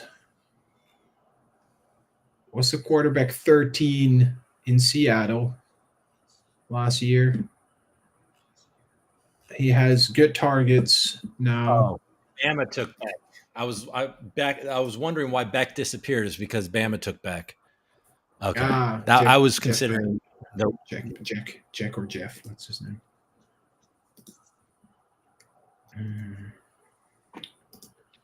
This is really lagging. I might not even be able to take a pick. It's because my daughter just got home and got on her iPad, I think. All right, I'll take Geno Smith with the last pick of my draft as a bit of insurance. Didn't really want to do that, but I feel like in a 14, you kind of have to, because the waiver is just very, very thin at quarterback. You just went? Tajay Spears, backup running back at the Titans behind Pollard. So who is? There's a good number of rookies still out there that have a chance of being relevant. Some guys that are on IR that when they come back could be relevant, that you can just stick in your IR and then pick up somebody else from the waiver.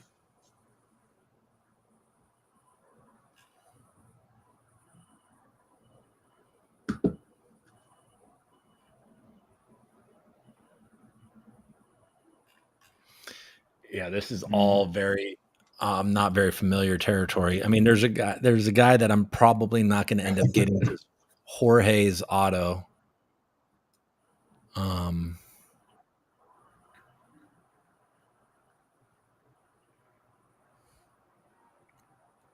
Who's this guy?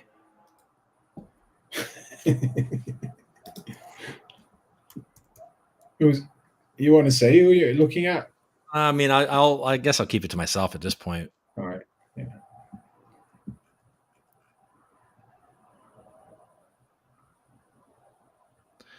All right. If one of these guys is well take. Who was it? Probably one of them will fall. Okay, Rojo, tight end at the Seahawks. Okay. He's starting there. Like he's decent. I mean, I don't think the Seattle's going to be a great team. All right, Jorge auto drafted what that could be Derrick Henry's backup. Yeah. Which is probably maybe is better. I don't even know who this fucking guy is, but he's a rookie and he's the DeAndre Swift isn't that exciting. So I'm gonna go with this guy because his last name sounds like the Mon is gay. So I'm going with the gay Mon. Mon guy. Yeah. I mean, he's not a bad pick. He was also mentioned a couple times on the fantasy footballers. All right. So he's definitely not the worst like for your last pick of the draft, just a dart throw. I probably shouldn't have picked Waller. I don't know why I did that. He hasn't played football in like 2 years, but whatever. You know what? Sometimes he was very good. You like your old tight ends. Yeah, he was very good 5-6 years ago. Yeah, I mean, like when he was announced to come out of retirement, and I was looking at his history, I was like, damn, this dude has been like the tight end 3 and 2. Yeah, in 19 and 2020. Yeah, he was great on the Raiders. He was great. It's just even a couple of years ago before he retired again, I don't know. He was dating a professional basketball player for a long time. That's kind of cute. I don't know. Who knows? Maybe he's got his life together and he's ready to, or he's just came back because he needs some money. Who knows? Yeah, but you'd still expect, they could have definitely taken another guy from somewhere, right? Like he's not. So, who is he? Is he the starting tight end for the Dolphins? Who's ahead of him? He is. No, nobody. He is. Yeah. I like it. It's fine. It's fine. It's not a big. I mean, he's probably somebody that if he if he gets a similar sort of role as Jonnu Smith, you just. Oh yeah, he's good. Yeah. He's a dynamic. He's certainly a quick guy with good hands. So we'll see. All right, same old line. Yeah, McMillan is good. Just throw him in IR. Auto draft who? Gesicki. And Mike Gesicki. Right, we're done. All right. Hey, thank you, Kevin, for hanging out with me for all 3 hours. We have a 3-hour and 10-minute draft, and we fucking did it. Now I got to. I'm gonna take away the draft, and I'm gonna see you one more time. And I'm going to say goodbye because I think I need to go check in on my kids. Yeah, my kids are definitely asleep. Good for, it's no longer yellow outside. You definitely have. It's definitely dark now. Yeah. All right. Yeah, all right, man. Hey, it's been a pleasure. Good luck. Take care, bro.